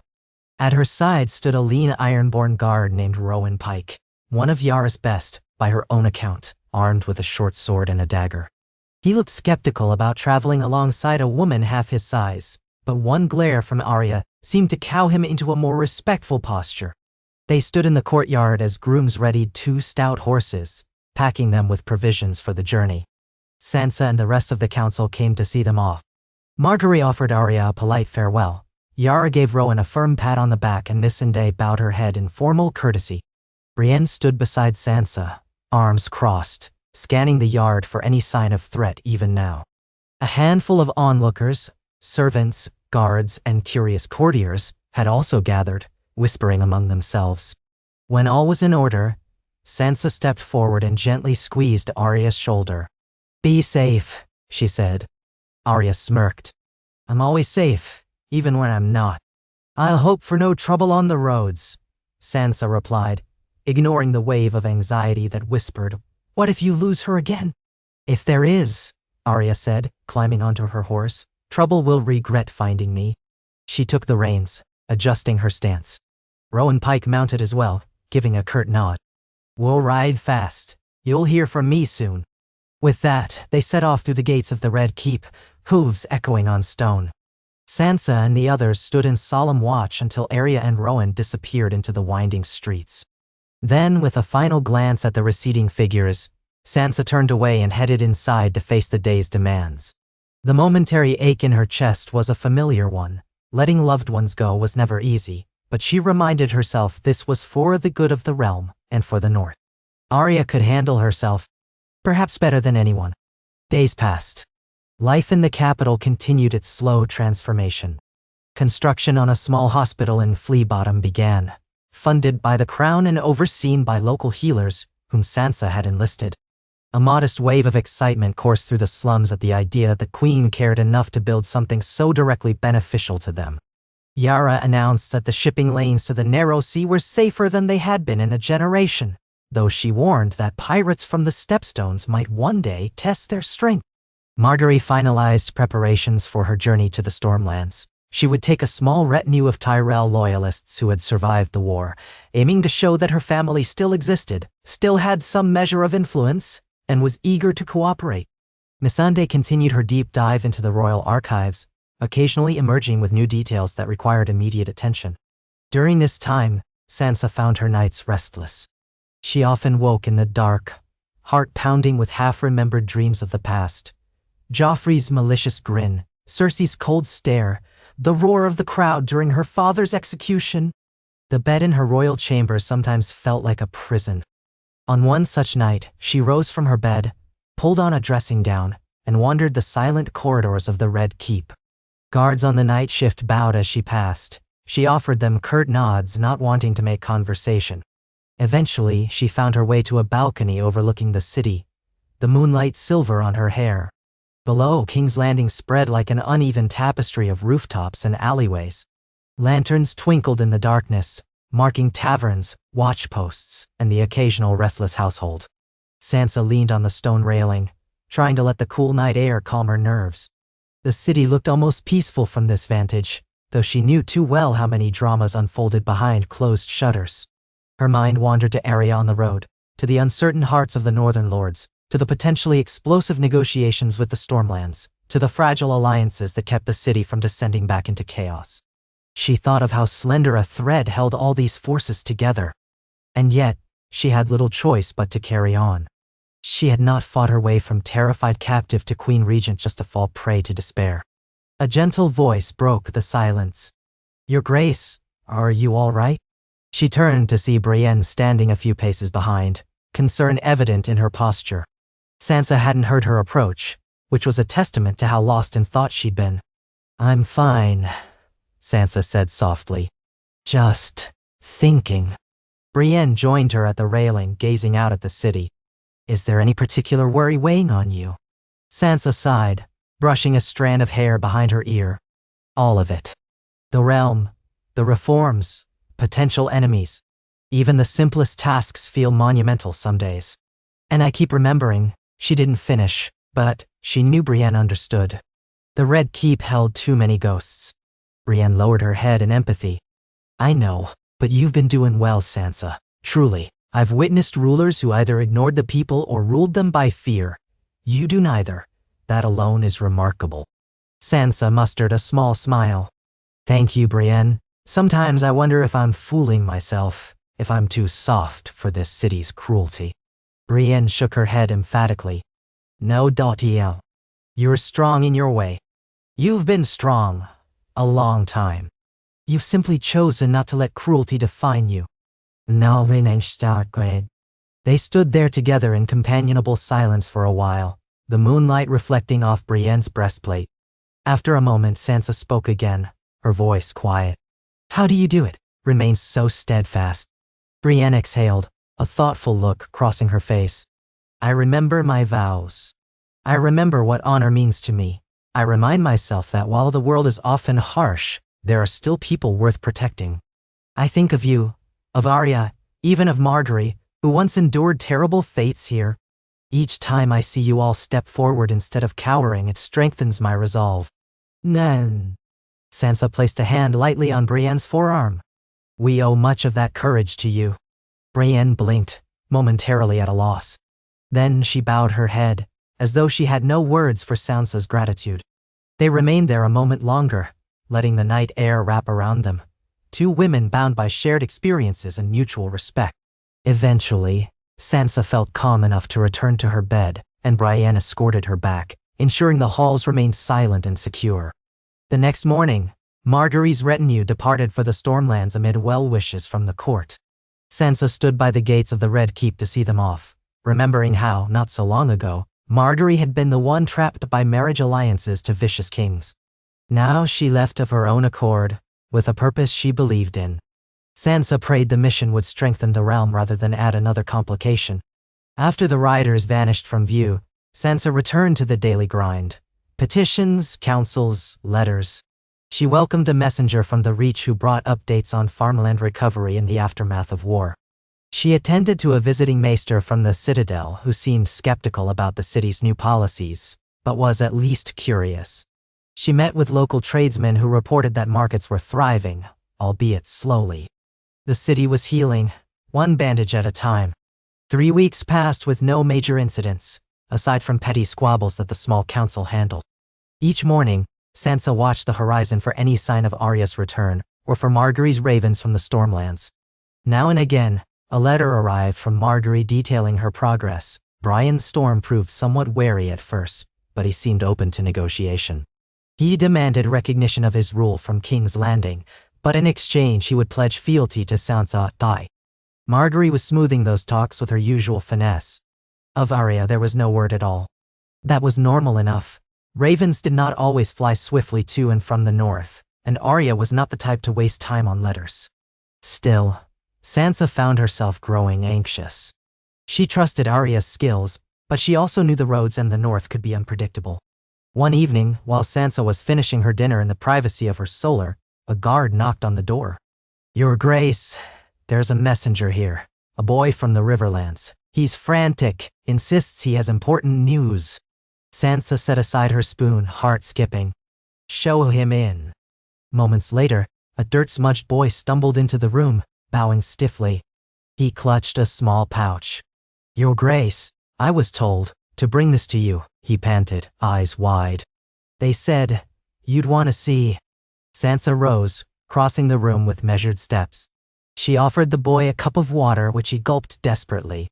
Who sent you? She asked gently. A woman, dressed in leather. She caught me on the road near an inn by the Trident, told me to ride here as fast as I could, gave me coin and this pouch. Sansa's pulse quickened. Dressed in leather, could be Arya. Did she give a name? He shook his head. Said it was for the Queen's eyes, that's all. Sansa glanced at the pouch. It looked plain, tied with a leather thong. She opened it slowly. Inside she found a folded scrap of parchment. She unfolded it, scanning the short note written in a clear, bold hand. Her breath hitched. Sister. We found trouble. I'm safe. Rowan is alive. Heading back with guests. Don't trust Harry and Karstark. Possibly a plot. We'll explain. Sansa felt a chill spread through her.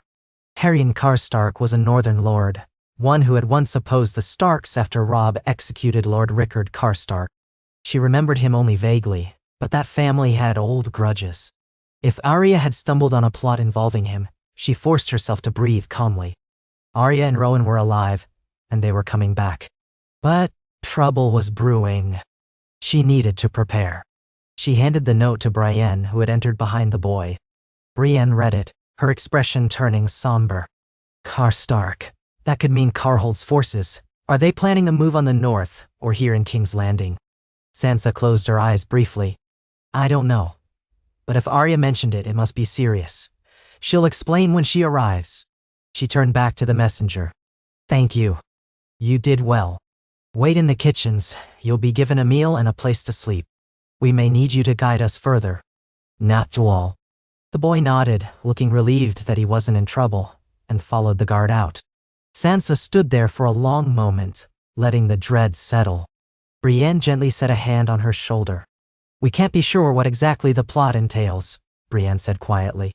But you can marshal your allies. Prepare for any potential threat. Karhold is far from here, but they could be coordinating with lords in the south. Sansa's thoughts raced. Or they might be stirring discontent in the north to undermine my position. The Karstarks always had a complicated relationship with Winterfell after what happened to their lord.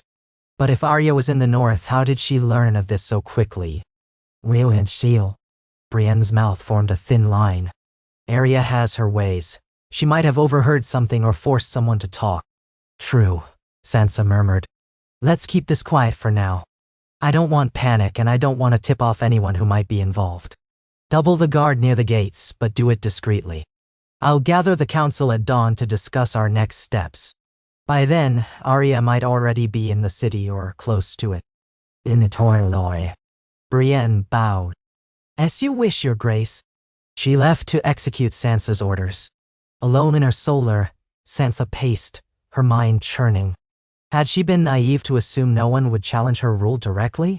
Perhaps she had let herself hope too much in a peaceful transition.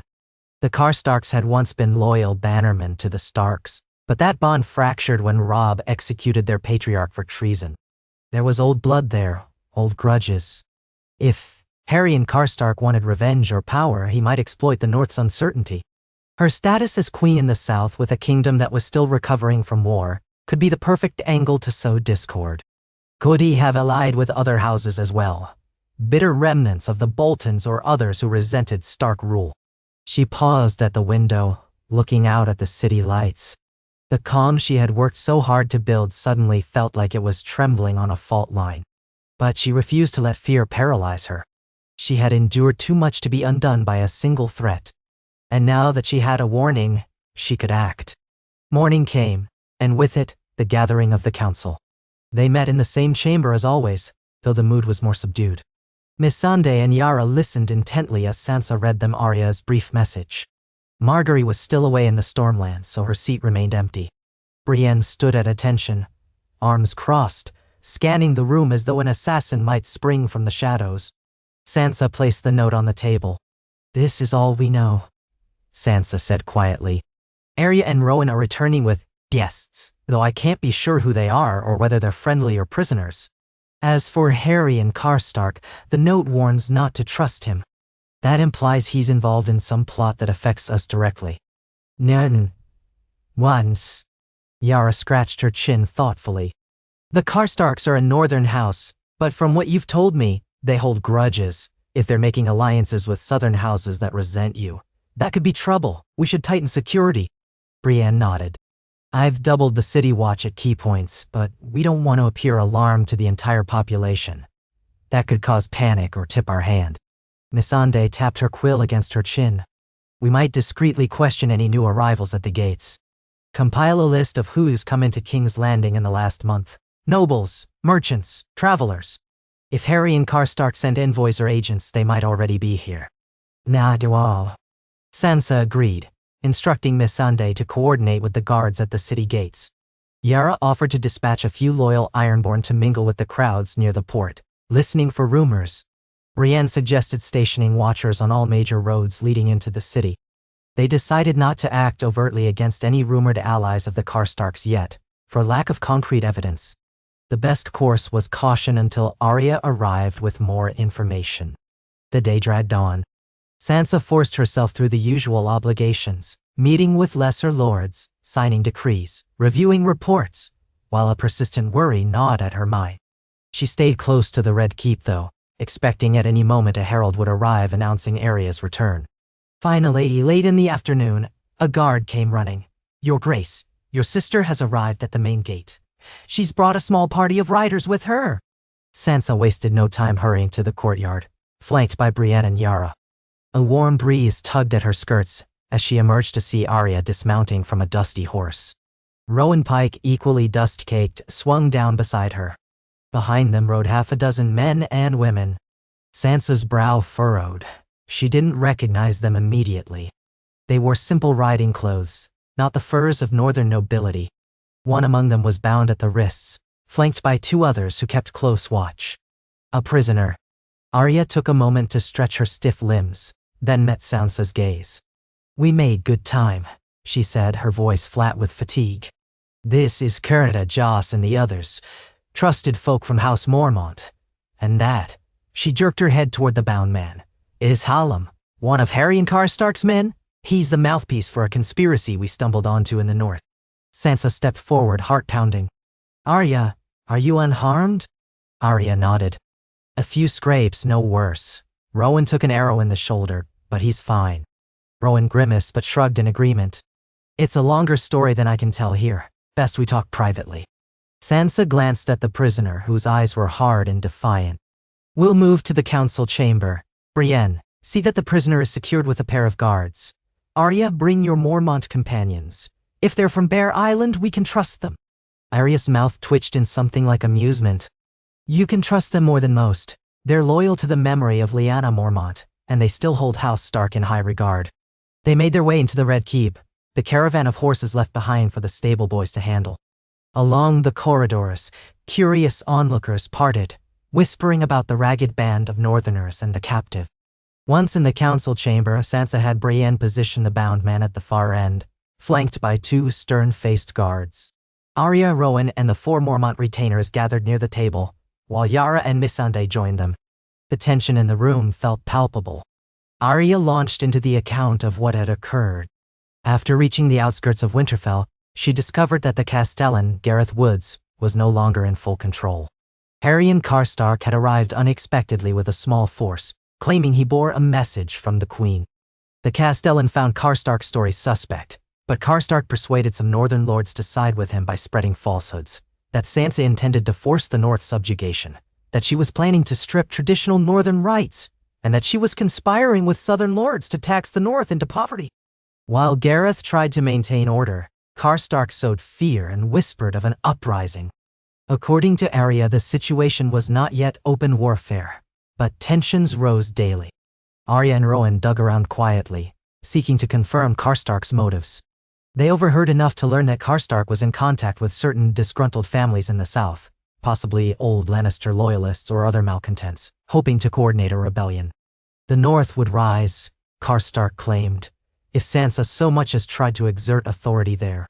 Some of the more gullible lords believed him, thinking Sansa had forgotten them. But others, like the Mormont retainers present, recognized Karstark's words as lies.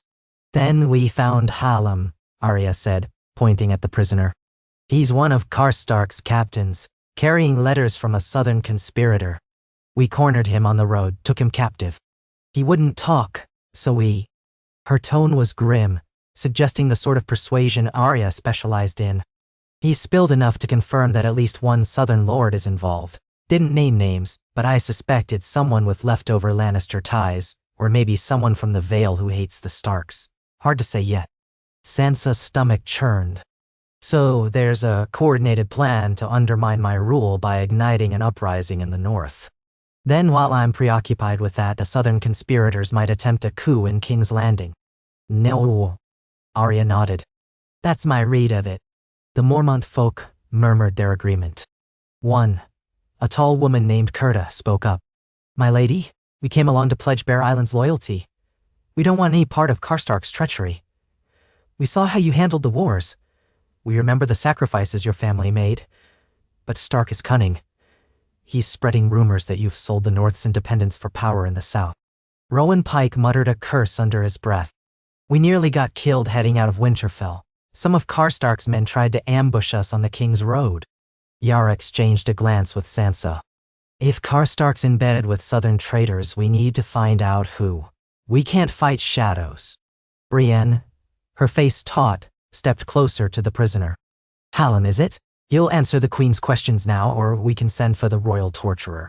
The man's eyes flickered with defiance, but Sansa could see he was afraid. The Karstarks might be bold in the north, but here in King's Landing, he was alone among enemies. Arya had likely already put the fear of the many-faced god into him. Sansa approached, forcing her voice to remain calm but firm. Hallam, if you have any sense, you'll speak plainly. Serve your lord if you must. But Karstark is overreaching. You stand alone here. He spat on the floor in a show of bravado, only to have Brienne slam her gauntleted fist against his jaw. He gasped, staggering. You'll address the Queen with respect, Brienne growled. Hallam coughed, blood trickling from his mouth. His gaze flicked to Arya, perhaps remembering whatever she'd done to force him to speak before. He swallowed hard. I don't know everything, he rasped. I was told to deliver messages, gather men on the road. Karstark said we had allies in the south, lords who lost power when you took over. He said I'd rise up once the north did, that it would all happen at once, so you couldn't defend yourself. Sansa's skin prickled. Which lords in the south? Hallam shook his head. I don't know names. Heard mention of gold from Lannisport. Heard talk of ships from the Reach? Could be red wine ships. I'm not certain. I just know Karstark insisted we had more men and coin than we needed. That once the city was thrown into chaos, your hold on the throne would crumble. No. Yara's eyes narrowed. Red wine ships. Or maybe other Reach lords. The Tyrells were decimated, but some of their bannermen might hold grudges. Or it could be a ruse. You can never trust half-remembered rumors. Missandei frowned in concentration. We should review any recent arrivals from Lannisport or the Reach, and see if Margaery uncovered anything suspicious in the Stormlands. Though if the Stormlands are truly allied with us now, that might be safe ground. But if Karstark is expecting ships, maybe it's an Ironborn ruse to sow confusion. We have to be methodical. The prisoner sagged in his bonds.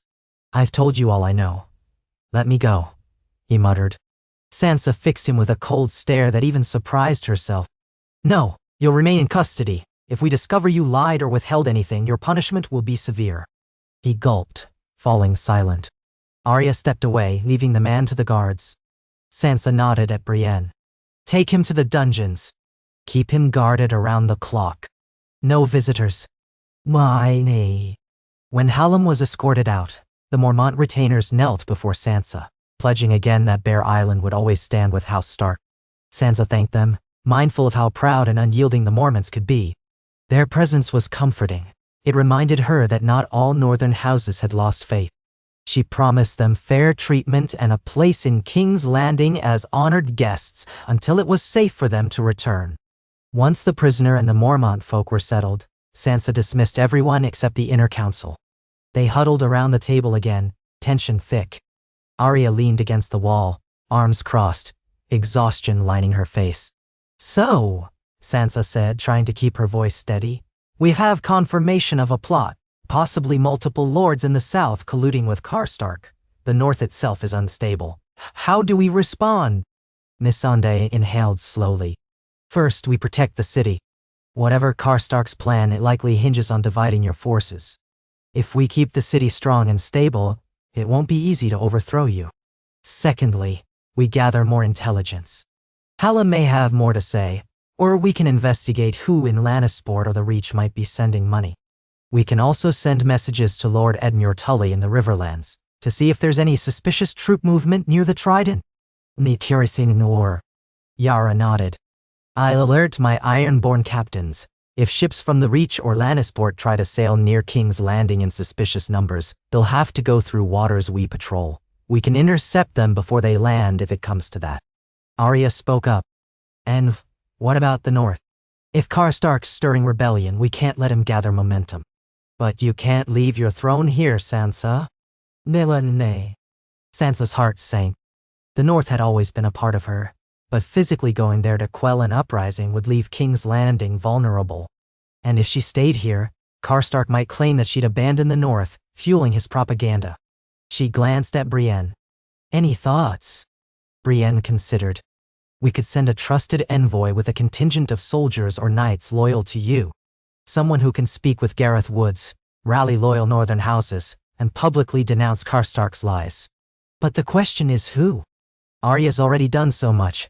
Sending her back might risk her life if Karstark is mobilized. We might need someone with greater diplomatic skills. Lenny. Arya snorted. My diplomatic skills are enough for a sword at someone's throat, not for giving speeches. They exchanged a grim smile. Sansa turned to Yara. What about you? Could you handle a mission like that? Yara rubbed the back of her neck. I'm good with a ship and a blade, less so with northern lords. They don't like Ironborn much, if we're honest. Missandei spoke softly. Perhaps we should consider Sir Davos Seaworth. He's a northerner by respect, at least, well-liked by the Starks, known to them, though originally from the Stormlands. But he was close to Jon Snow for a time. If he's still living in the north or the Riverlands, he might serve as a mediator. Arya nodded slowly. Davos has sense. People tend to trust him, but do we know where he is? Sansa pursed her lips. She hadn't heard from Davos in some time. The last rumor placed him near White Harbor, helping with a rebuilding project. We can send a raven to White Harbor, she suggested. If he's there, he might answer. That could take too long, Arya said. Karstark might strike soon. Sansa's shoulders sagged. You might be right. We can still send the raven, but we should have a plan B. Perhaps we persuade the Vale to lend us a small army. The Vale Lords, thanks to Littlefinger's meddling, once recognized my claim as wardness of the North. If they marched north, Kark would be outnumbered, but that might provoke a bigger war. Arya let out a tired sigh. War or no war, Karstark is already stirring trouble. If we don't challenge him, it'll only grow. Oh no. They fell into uneasy silence. No choice seemed easy. Sansa felt the weight of queenship pressing down on her. She recalled how she had yearned to rule with kindness, to avoid the brutality that had plagued King's Landing. Yet here she was, on the brink of possibly sending armies to quell a rebellion in her homeland. Could she do it without losing her soul? Finally, Sansa spoke. Let's proceed step by step. We'll send discreet inquiries to the Vale. We'll also alert White Harbor and see if Davos can assist. Meanwhile, we'll double down on rooting out Karstark's southern contacts here. Yara, your men can patrol the sea routes. Brienne, I want increased vigilance in the city. Missandei, gather every piece of intel you can find about Karstark's alliances. Arya, rest for now. You've done enough. If we need you again in the field, I'll tell you. Arya inclined her head, exhaustion evident in her features. The council agreed, albeit with tension. They rose from the table, each carrying new burdens. The next few days brought an undercurrent of fear to the Red Keep. Word leaked out, no palace rumor can ever be fully contained, that a northern house was plotting against the queen. The small folk, though not overly invested in northern politics, picked up on the tension, and a ripple of unease passed through the city. Some minor lords questioned Sansa's dedication to King's Landing if she had to direct so much attention north. Others whispered that perhaps the city was about to see another war. Sansa responded by maintaining a calm public facade, continuing her daily audiences, reaffirming her commitment to peace. Yet behind the scenes she coordinated the search for any sign of Karstark agents in the capital. Brienne led discreet raids on a few suspicious cells, detaining a handful of men who might have had some link to the conspiracy. Arya interrogated them in her own quiet, frightening way, gleaning scraps of information. Missandei compiled the details into a cohesive picture. Karstark had used traveling merchants and wandering knights as couriers to keep in touch with a southern faction that included at least one wealthy sponsor from the Reach, possibly with Lannister gold behind them. This sponsor might be trying to foment general chaos. If they succeeded in the north, They could gather allies in the Riverlands or beyond and make a play for the throne. Sansa kept thinking of the destroyed House Tyrell, the scattered House Tarly, the once mighty House Lannister. So many noble lines had collapsed, leaving orphans and distant cousins who might harbor vendettas. A week later, Sansa finally received a raven from Margaery. It bore unsettling news. Margaery suspected that some knights in the Stormlands had taken Lannister coin. There were rumors of bribes to muster covertly. Brian Storm had confided in her that he'd received an odd offer from a certain party, promising to back his claim to the Stormlands if he joined an upcoming rebellion. He had refused and given Margaery enough details to suspect that indeed a coup was brewing. Margaery wrote that she would remain in the Stormlands a bit longer, gleaning what she could before returning. Sansa showed the letter to her council. Yara cursed under her breath. Missandei worried that if the Stormlands were being courted, the same might be happening in the Reach or the Westerlands, which were still vulnerable. Brienne tensed, her hand reflexively going to her sword hilt. Arya said nothing at first, but her eyes glinted with cold anger. Even if Karstark was only the northern arm of this grand scheme, the entire realm might be threatened. The following day, Sir Garland Tyrell arrived unexpectedly at the city gates, accompanied by a small entourage. Garland, Margaery's older brother, thought by many to have perished, had in fact survived the destruction of House Tyrell by going into hiding. Word of his survival had trickled out slowly over the years, but he'd never made a public reappearance until now. Sansa welcomed him in the throne room, curious and somewhat wary. Garland approached with measured courtesy, bowing deeply. "Your Grace," he said in a steady, respectful tone. "Forgive my unannounced arrival. My sister did not even know I was coming, for I feared my movements might be watched. I bring news of the region, a warning." Sansa's interest piqued. "Rise, Sir Garland. I'm glad to see you alive after all these years. You say you bring a warning." Garland straightened, sadness in his eyes. "Yes. House Tyrell is not what it was, but we still have friends in the Reach. Those friends inform me that remnants of House Tarly, along with lesser lords who resent the downfall of the Tyrells, are receiving funds from an unknown benefactor. They speak of toppling the current regime in King's Landing, your regime. I came to see if you already knew." Sansa let out a soft breath. "We suspected something like this, though not the exact parties. You believe House Tarly is involved?" Garland nodded. "The Tarly name is in shambles since Randall Tarly's death and Samwell Tarly's disavowal. But certain cousins remain, men of stern hearts and grudges. They claim to act in the memory of the old order." He paused. "Your Grace, I have no desire to see more bloodshed in the Reach. I'm loyal to my sister and to any cause that upholds stability rather than more war. If you'll have me, I will help you quell this conspiracy. The Reach need not be the battleground for yet another rebellion." Sansa's eyes flicked to Missandei and Brienne, both of whom stood on either side of the throne. She read in their expressions the same mixture of hope and caution. Garland Tyrell was known as a decent, skilled knight, overshadowed only by his charismatic younger brother Loras. If he was genuine, his help could be invaluable. Yet trust in King's Landing always came at a price. She addressed him carefully. "Sir Garland, House Tyrell was once paramount in the Reach. Now the region is fractured. If I accept your aid, will you expect restitution for your house?" He bowed again. "Your Grace, I only ask that you do not stand in the way of House Tyrell re-establishing itself, should we find a path to do so peacefully. I am not seeking a crown or anything so grand. Merely the restoration of our lands, if the realm stabilizes and we can prove ourselves loyal." Sansa nodded slowly. "Very well. We share a common goal, to prevent a new war. I will accept your assistance, and in return, I will not oppose House Tyrell's rightful claims if they are done lawfully. We must proceed with honesty and caution." Garland's relief was visible. "You will find me earnest, Your Grace. I am at your disposal." Sansa gestured for him to rise fully. "Speak with my council. They have the details of the conspiracy as we know it. If the Tarly cousins are involved, we must root them out swiftly. For now, rest from your journey. You are welcome here." In the days that followed, Garland collaborated with Yara and Missandei, sharing names of suspicious Reach knights and merchants. He wrote letters to old friends, discreetly probing for more information. Meanwhile, Sansa's men interrogated the Karstark agent further, gleaning small but telling details. Mention of a certain golden lion in the west, hinting that Lannister gold might still be fueling the plot. Perhaps lesser Lannisters or loyal bannermen. Tyrion was long gone, Jaime was dead, Cersei was dead, so it could be distant relatives or secret hordes. The name Sir Myron Lannister came up more than once, a cousin to the main branch. If true, it meant at least one living Lannister was actively conspiring.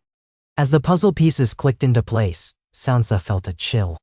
Multiple houses, scattered across Westeros, all harboring grudges, were uniting in shadowy alliances to bring down the new regime.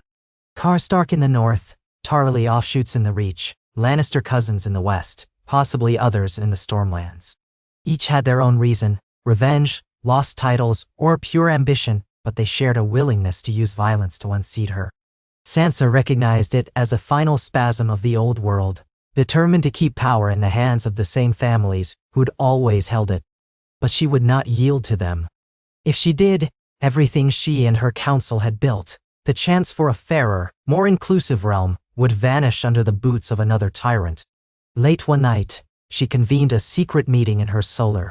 In attendance were Brienne, Arya, Yara, Missandei, and Garland Tyrell. She had them sit around the fireplace, whose flames danced over the dark stone walls. Servants had been dismissed, and guards posted at the doors to ensure privacy. Sansa spoke first, her voice quiet but resolute.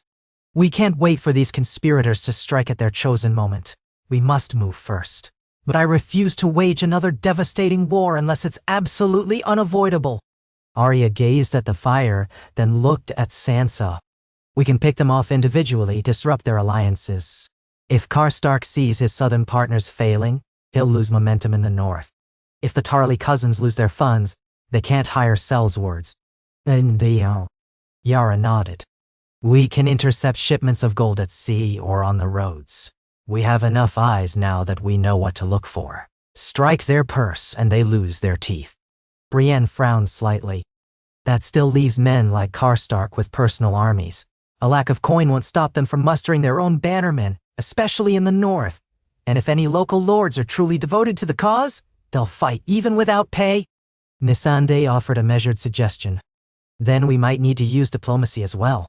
If we can sway some of their potential bannermen to our side, by guaranteeing rights, land, or concessions, we could erode their base of support." Nedale. Garland tapped his fingers on the arm of his chair thoughtfully. "In the Reach, many are disillusioned, but not all. If I can prove that the crown isn't set on punishing every old house, some may abandon the Tarly conspirators. We can isolate the ringleaders." Sansa folded her hands in her lap. "So we strike at their resources and we persuade their followers to desert. At the same time, we remain vigilant here in the capital, ensuring no coup can take place. If Karstark or his allies do make a move, we'll be ready." Arya raised a brow. "What of Karstark himself? He's in the north, likely stirring the pot as we speak." Sansa's jaw tightened. "If we can confirm he's openly leading a rebellion, we'll have to label him a traitor. But let's give the north a chance to see reason. If Gareth Woods and other loyal lords can be rallied, maybe they can arrest Karstark themselves." They debated the specifics into the small hours of the morning, outlining strategies. Yara would place watchers along the major shipping routes. Garland would travel discreetly to a few key seats in the Reach to gauge allegiances. Brienne would coordinate extra defenses in King's Landing. Missandei would handle the flow of messages and final drafting of decrees to undermine the conspirators' claims. Arya volunteered for infiltration missions, but Sansa hesitated to send her out again so soon. She was weary and needed rest. Yet Arya argued that no one was better at slipping into places unseen. In the end, they decided to keep Arya in the capital temporarily. If urgent infiltration was required, she could ride out. Over the subsequent weeks, the plan unfurled. Garland departed, traveling incognito to villages and minor keeps in the Reach, accompanied by a handful of loyal Tyrell men. He carried letters from Sansa, offering fair treatment to any house that refused to back the Tarly cousins. Meanwhile, Yara's Ironborn patrolled the coasts with renewed vigilance. Any suspicious shipments or travelers from Lannisport or the Arbor faced inspection. When one vessel was found carrying a suspicious chest of gold with no clear origin, Yara seized it and interrogated the crew. They claimed to be common merchants, but the presence of a sealed note referencing NCC raised alarms, possibly Karstark. The gold was confiscated, the men detained. In King's Landing, Sansa and Missandei announced new decrees that would reinforce northern traditions, such as lenient tax rates for certain goods from the north. This was a gambit to show the northern houses that Sansa was not their enemy, hoping to sap support from Karstark's propaganda. Sansa also extended a formal invitation to any northern lord to visit the capital under safe conduct, guaranteeing their return if they so wished. Though it was a risk, welcoming potential foes inside the city, she banked on the open invitation symbolism. All the while, Brienne's watchful eyes kept King's Landing steady. Arya, chafing at her relative inaction, spent hours training in the yard or prowling the city's back streets, but she also recognized the necessity of waiting for the right moment. Hallam remained in the dungeons, offering occasional scraps of information in hopes of leniency, which Arya carefully extracted. Through him, they identified 2 more conspirators within the city, minor knights with possible ties to Karstark. Brienne arrested them quietly. Bit by bit, the conspiracy's foundation eroded, though they knew Karstark himself remained dangerous. Then at last a letter arrived from Gareth Woods, the Castellan of Winterfell. In it he thanked Sansa for her gestures of goodwill, particularly the new tax decrees and the invitation. He acknowledged that Karstark had been stirring unrest, but insisted that many of the northern lords still saw Sansa as a Stark of Winterfell, not a southerner. Gareth wrote that Karstark's grip in the north was weakening because some of his falsehoods had been exposed. The letter ended with a request. Send an emissary of your choosing to Winterfell. We shall hold a gathering of lords to discuss the future. Perhaps the north will stand with the queen after all, if we see sincerity in her cause. Sansa read this letter in her solar, a wave of relief mingling with anxiety. Arya sat nearby, perched on the windowsill, while Brienne stood guard at the door. They're inviting an emissary, Sansa murmured. That's promising, but who to send? I'd like to go myself, but... Arya swung her legs off the sill. You can't leave the city, not with conspirators still lurking. Besides, you need to show strength here. Sansa sighed, tracing her finger over Gareth's signature. Then it must be someone who can speak with my authority, who the northern lords will respect. Brienne offered a suggestion. Lady Catelyn had family in the Riverlands, but that might not help with the north directly.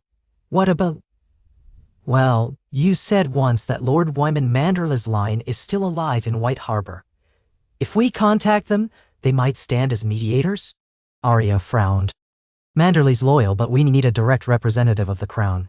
If I go, Karstark might see me as the enforcer who kidnapped his man. That won't help unify them. Sansa thought hard. She needed someone who embodied both loyalty to House Stark and enough southern perspective to speak for the queen. Suddenly, she realized there was a perfect candidate, though she hadn't laid eyes on him in some time. What about the Hound? She said quietly, half to herself. Sandor Clegane. Arya blinked, eyebrows shooting up. The Hound? He's a gruff killer, not a diplomat. Sansa nodded. True, but he traveled with us. He saved both of our lives at different times. He's no lord, but in the north many respect a fierce warrior who speaks plainly. I heard rumors he was living quietly near the Trident, at an old farm. If we can find him... She remembered Sandor's rough sense of honor, the times he'd shielded her from Joffrey's abuse, his cynicism that sometimes bent toward kindness. He might do it if we ask him for a favor, and he'd never let Karstark intimidate him. Brienne looked uncertain. The Hound has a violent reputation. Do you think the northern lords would even let him inside Winterfell? Nay. Arya laughed, a short, harsh sound. They might if they know he's come on behalf of the queen and the Stark family. And if they try to bar him, he'd probably force his way in. Karstark wouldn't scare him, that's for sure. Sansa spread her hands. I know it sounds unorthodox, but we've sent letters to Davos with no reply. We have few northern allies we can trust implicitly, besides Gareth and Manderly. The Hound is no politician, yet he might be the perfect messenger to show we're serious. He doesn't play fancy games. He'll deliver my words plainly and see who flinches. The North respects blunt honesty. No, Arya tilted her head, as if re-evaluating the idea. Finding him could be a challenge, but I have a clue where he might be. Last I heard, he was near the Trident indeed. I could track him down, bring him to Winterfell. Sansa studied Arya's expression. She knew her sister's complicated history with the Hound. She once wanted to kill him, then parted from him under strange circumstances. But perhaps time had softened that anger. Or perhaps Arya understood the bigger picture. Brienne cleared her throat. If that's your plan, Your Grace, we should move soon. Gareth's letter implies Karstark might call another gathering to counter this meeting.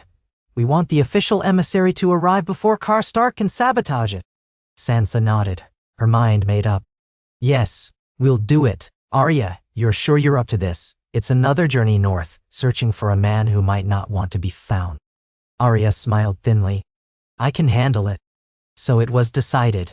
Arya would ride out once more, accompanied by a small escort, to seek the Hound and escort him to Winterfell as Sansa's envoy.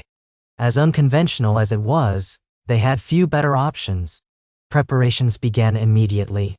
Brienne insisted on sending a pair of her knights to watch Arya's back, but Arya insisted she didn't need them. They compromised on sending only one knight and one scout from Yara's men, who would double as a messenger if emergencies arose. Before she departed, Arya visited Sansa's solar once more. They clasped hands, the memory of their father's words echoing between them. When the snows fall and the white winds blow, the lone wolf dies but the pack survives. Take care, Sansa said, her voice trembling slightly with worry. Arya squeezed her hand. I will. You do the same here. Don't let them catch you off guard. A day later, Arya set forth. Sansa watched from the ramparts as her sister vanished into the haze of the city. She wondered if this plan was madness, sending a famed killer to negotiate peace. But so much of their new order was built on unlikely alliances, on second chances for those once deemed irredeemable. Perhaps that was the only way to break the cycle of betrayal and war. Time rolled on in King's Landing with no major battles yet. The city's small folk went about their lives. The Watch kept order, and the Queen's Council continued to thwart conspirators in small ways. Margaery returned from the Stormlands bearing cautious optimism. Brian Storm had pledged fealty and promised to stand by the Queen if rebellion rose elsewhere. Garland Tyrell reported that certain houses in the Reach were folding under pressure, refusing to join the Tarly cousins. It seemed that the conspirators were losing ground. Yet Karstark remained a looming threat, and there was still no word from the Western Lords. Rumors came that Myron Lannister was gathering sellswords near Casterly Rock, but no one could confirm it. While Arya's journey stretched into weeks, Sansa focused on fortifying the capital's defenses without rousing public panic. Missandei oversaw the mobilization of trained City Watch units. Brienne drilled the Queen's Guard relentlessly, Yara circulated her Ironborn around Blackwater Bay, and Margaery met with foreign envoys to maintain friendly ties and discourage opportunists. Sansa prayed silently that her sister found the Hound in time, and that the plan to quell unrest in the north would succeed. At last, after what felt like an eternity of tension, a raven arrived from Winterfell. It bore the seal of Gareth Woods. The short message read, Your Grace, the Hound has arrived under the escort of your sister. He speaks for you. The Northern Lords gather tomorrow to hear him. Karstark's faction balks at this. Expect swift developments. More soon. Gareth? Sansa exhaled, relief mixing with fear. It was happening. She clutched the parchment, hoping that a man once known for his brutality could help shape a peaceful resolution in the north. Life had its ironies. She called the council to share the news. Margaery raised her eyebrows. The Hound, that is a name I never thought to hear in diplomacy. But if it works, it works. Yara chuckled. Sometimes fear is a better persuader than flowery words. Brienne, who had once fought Sandor Clegane herself, looked conflicted. I hope he acts with restraint, she said quietly. He is not as heartless as some think, but he doesn't abide fools. Missandei sighed. Let us pray the Northern Lords aren't all fools then. Sansa said little, anxiety tying her stomach in knots. All she could do was wait. Days passed with no further message. Every hour felt like a string pulled taut, threatening to snap.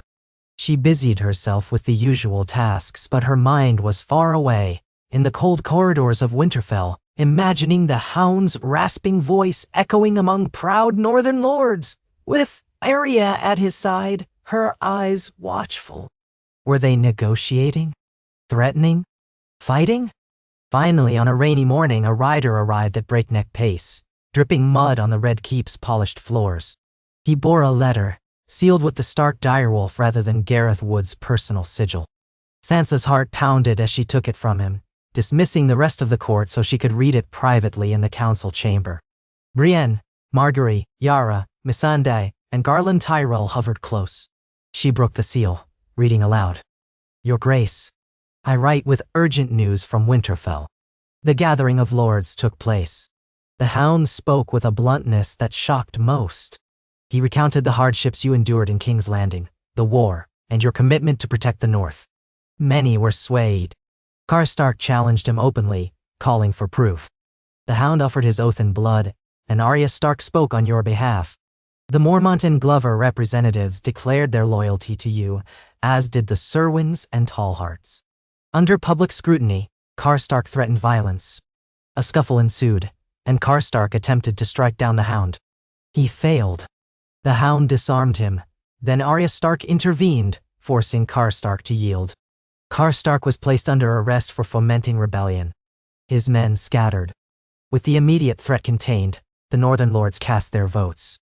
A majority affirmed that you, Queen Sansa of House Stark, hold rightful claim as the North's protector should you desire it. They will not secede if you treat them justly. The Hound and Arya are safe, though Karstark still has pockets of support. We continue to root out his loyalists. I believe the North stands behind you, provided you keep your promises. Yours in service, Gareth Woods, Castellan of Winterfell. Sansa lowered the letter, tears prickling her eyes. Relief and a fierce sense of vindication washed over her. She glanced at the others. Margaery exhaled a breath she seemed to have been holding. Yara grinned. Brienne closed her eyes briefly in gratitude. Missandei gave a small, triumphant smile. Garland Tyrell nodded as if to say one hurdle cleared. Sansa swallowed. Karstark is arrested. The North is not lost to us. They've renewed their loyalty. It's more than I dared hope. Margaery stepped forward, placing a gentle hand on Sansa's arm. You've earned their trust by respecting them. This is a victory for your approach. Yara let out a hearty laugh. I'd love to have seen Karstark's face when the Hound put him in his place. Brienne's mouth curved in the faintest smile. He might have scars, but that man still knows how to handle a sword. Missandei nodded solemnly. The North stands with you. Now we must ensure the rest of the realm follows suit. Sansa closed her eyes, allowing herself a moment of satisfaction. Then she opened them again, her voice steady. We have to follow through. We'll honor the North's traditions, keep our promises, and remain watchful for any further conspiracies. If Karstark's rebellion is collapsing, it leaves the southern plotters weakened. But we can't get complacent. We root out the rest, bit by bit. We prove that a queen's rule can be fair and firm at once. Dadien. They agreed, rallying around her. In the days that followed, news spread throughout King's Landing that the North had reaffirmed its loyalty. It surprised many lords who believed the Northern men were too proud to ever bow to a Southern ruler again. Yet the rumor that House Stark still commanded respect in Winterfell changed minds. Merchants who feared another war took heart.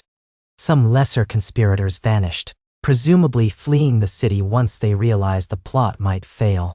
Yara's forces captured a few ships carrying contraband gold, further cutting off funds to the rebellion. Margaery coaxed uncertain Stormland's knights into reaffirming their fealty. Garland Tyrell returned from the Reach with reports that several wavering houses now swung back toward the crown, unwilling to risk open treason if the North was secure. One by one, the pillars of conspiracy cracked. A letter from Arya confirmed that she and the Hound would remain in Winterfell a bit longer to oversee the cleanup of Karstark loyalists. Sansa sensed a new lightness in Arya's tone, as if she felt some measure of closure. There was even a sardonic comment about the Hound's gruff brand of diplomacy, which apparently consisted of scaring Karstark's followers into submission. As the realm stabilized, Sansa turned her attention to fulfilling her promises. She drafted official documents granting the North a degree of autonomy within the Seven Kingdoms, light taxes, respect for their local customs, and the right to maintain their own militia. It was not the independence some Northerners had dreamed of, but it was a respectful compromise. In King's Landing, she pushed forward with the reforms that Missandei and the council had painstakingly written, ensuring women's inheritance, curtailing the worst of feudal exploitation, and supporting improvements in poorer districts. The combined effect was slow, but real progress. People started to believe that maybe, just maybe, a queen's rule could be gentler yet still strong. The final blow to the rebellion came when a band of sellswords rumored to be funded by the Tarley cousins arrived by ship near the Blackwater. Yara's informants caught wind of it early, and the City Watch laid a trap at the dock. Brienne led the operation, capturing the sellswords before they could vanish into the city. Searching their possessions revealed letters implicating 2 Tarley cousins by name, along with references to Golden Lion backers in the West. It was damning evidence. Word spread quickly. The Queen had caught the ringleader's hired muscle. Without these mercenaries, the Tarley cousins had no means to raise an army.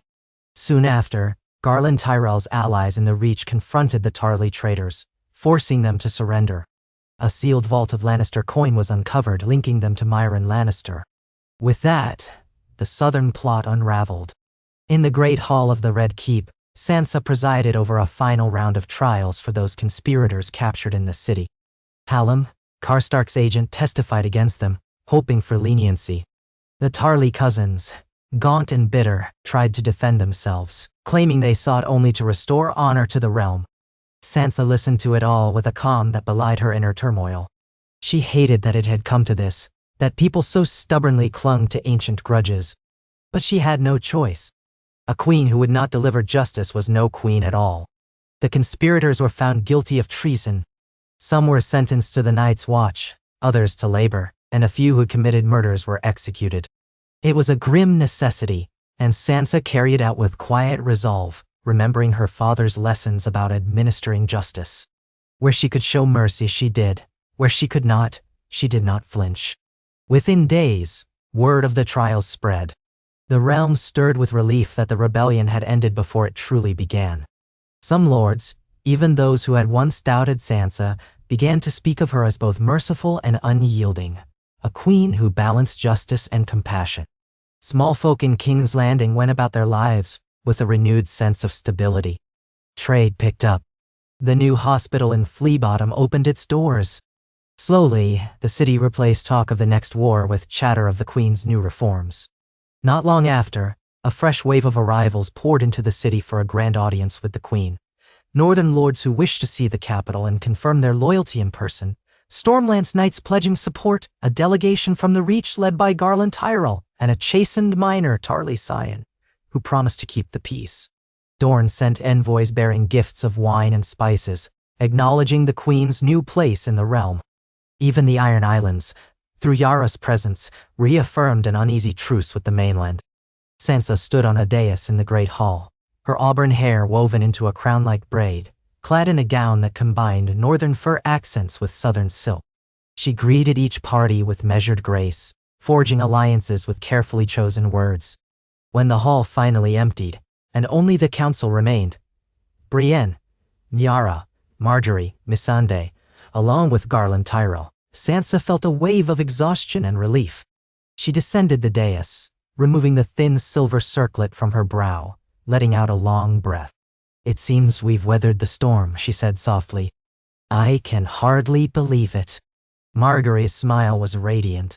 "It's because you've balanced mercy and strength, Your Grace. They see now you're neither weak nor cruel." Garland Tyrell inclined his head. "House Tyrell is in your debt. You allowed us to re-establish ourselves honorably. We will remember." Yara shrugged. "Now that the realm's quieter, maybe I'll get some rest on the waves. But don't get too comfortable. There's always another storm at sea." Meh. Missandei offered a more optimistic view. "We've laid a foundation for a new rule, one that might outlast the old cycles of vengeance." Brienne was silent for a moment, then spoke in a gentle tone. "Your father would be proud." Sansa's throat tightened. She thought of Ned Stark, of his unwavering sense of honor, how he'd come to this city believing in justice, only to lose his life to its intrigues. She had survived those intrigues, learned from them, and here she stood, shaping a realm he might have hoped for. Tears pricked her eyes, but she composed herself. "Thank you," she said simply, knowing the depth behind those words. "All of you, we did this together, and we'll keep doing it, step by step, so no more war tears this realm apart." They dispersed, each off to their own tasks. Sansa lingered a moment, letting the great hall's echoes surround her. Once, this hall had seen Joffrey's sadism, Cersei's schemes, the trial of Tyrion, the trial of her father. Now, it saw alliances forged, conspirators judged, hope rising. Nothing came easily. But perhaps that was the point. True peace never came as a gift, it was earned. A week later, on a sunlit afternoon, a small party rode through the gates, Arya and the Hound, along with a few northern riders. Sansa descended from the Red Keep to greet them in the courtyard. She spotted the Hound, massive and scarred, though wearing relatively modest leathers. Arya appeared dusty but satisfied. The northern riders parted, letting Arya step forward. "We're back," Arya announced with that half-smile. "All's quiet in the north for now."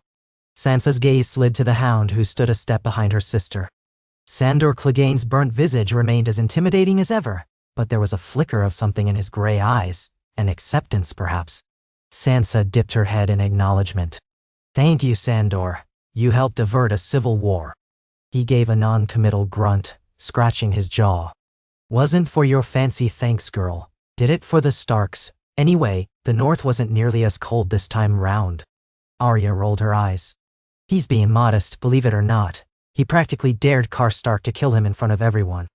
Sansa actually laughed, surprising even herself. It felt good. She stepped forward, placing a light hand on Sandor's forearm. "Regardless of your reasons, you have my gratitude. If you wish to remain in the city, you'll be under my protection and hospitality." He shrugged, shifting uncomfortably. "Might do. Sick of wandering anyway." Then he added in a lower voice, "You're not the bird I remember. You're something else now." Sansa felt warmth in her cheeks. "I had to learn to fly on my own." He nodded, a gruff respect in his gaze. "So you did." With that, the Hound moved off to stable his horse, leaving the sisters to converse. Sansa wrapped Arya in a tight hug. "I was so worried, but you managed it." Arya embraced her back, uncharacteristically tender. "We got lucky. The Hound's intimidation did more than any fancy speech might have done. The Northern Lords decided to unite under you rather than see more bloodshed. Karstark's locked away, and the rest is up to you." Sansa nodded, stepping back. "Thank you, Arya. Now the realm can breathe easier." They strolled into the Red Keep together. A light breeze rustled the banners overhead, the direwolf of House Stark proudly displayed alongside the Seven Kingdoms sigils. Servants bustled about, passing with bows and curtsies. Arya wrinkled her nose at the lingering sense of city life, but said nothing. Sansa could tell she yearned for the open road or perhaps the quiet of Winterfell. Yet for now, the sisters were reunited once more, forging a new chapter for Westeros. That evening, a modest banquet was held in honor of the resolution of the Northern Crisis. Lords and ladies attended, though it was not a lavish affair. Sansa disliked unnecessary grandeur. She invited the Hound to sit at the high table with Arya and the council. He muttered protests about preferring a corner seat but eventually relented at Arya's prodding. Over roasted vegetables and venison they recounted the tale of how Karstark had blustered and threatened, only to be bested by the Hound's blunt ferocity and Arya's unerring blade. Margaery laughed. Yara roared in approval, and Brienne listened intently, occasionally asking pointed questions about the fight. After the meal, Sansa stood to address the gathering. She spoke of the importance of unity, of how the North and the South must respect each other's customs to maintain harmony. She cited the challenges of the recent conspiracy, praising those who remained loyal or who had chosen peace over further bloodshed. The small crowd applauded politely, some with genuine fervor. Once the gathering ended, Sansa slipped away to the balcony overlooking the city. The same balcony where she had so often stood, wrestling with doubts. Tonight, however, she felt a calm sense of achievement. She had not become a tyrant, nor had she been overthrown by one. She had chosen a path of collaboration and mercy, but wielded justice firmly when needed. This was not the naive girl who once dreamed of songs and gallant knights. It was a woman who had endured the worst of King's Landing and refused to let that darkness consume her. Footsteps approached. She turned to see Brienne standing behind her. "Your Grace," the knight said softly, "I only wanted to say how pleased I am with how things have turned out." Sansa smiled at her old friend. "Brienne, none of this would have been possible without you. You protected me, you guided me." Brienne dipped her head in a slight bow. "I only kept my vow. You did the rest, forging alliances and showing the realm a better way." A cool breeze washed over them, carrying the scents of the city and the distant sea. Sansa looked down at the sprawling streets, lit by lanterns and moonlight. She recalled the horrors she had witnessed here: her father's execution, Joffrey's cruelty, her forced marriage, the terror of the war. And she recalled every moment of kindness as well: Brienne's unwavering devotion, Arya's fierce love, Marjorie's gentle friendship, Missandei's wisdom, Yara's boldness. Together, they had carved out a new era for King's Landing. It was far from perfect, but it was alive with possibilities. She glanced at Brienne, then back at the city. "The work is never done, is it?" Brienne shook her head. "No, Your Grace, but at least now you're the one shaping that work, not as a victim of circumstance, but as the ruler you've proven yourself to be." Sansa let a small, content smile tug at her lips. "Then let us continue shaping it, together." She stayed on the balcony long after Brienne departed, drinking in the night air, letting her mind drift to the future.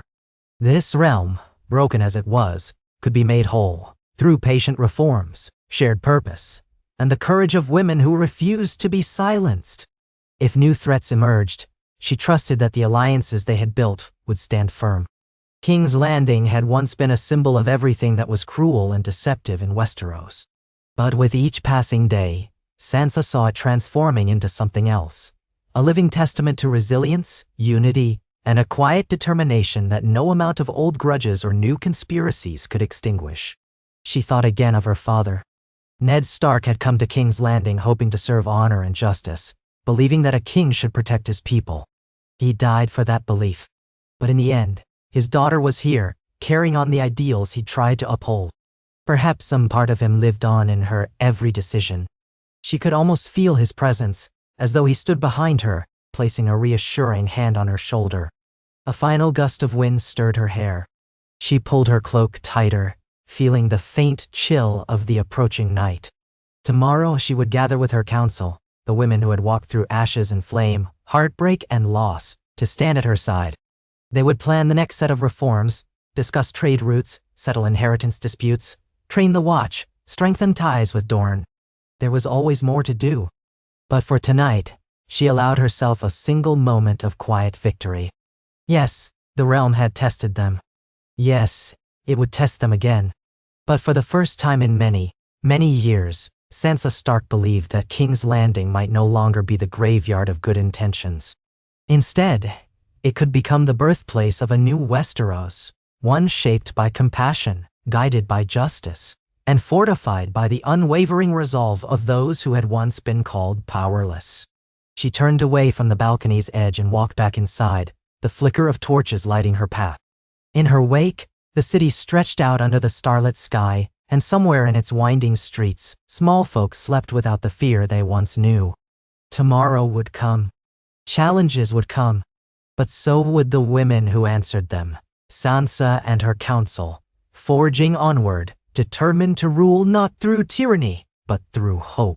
And with that promise echoing in her mind, Sansa Stark, Queen of the Seven Kingdoms, closed the balcony doors behind her, ready to face whatever dawn might bring.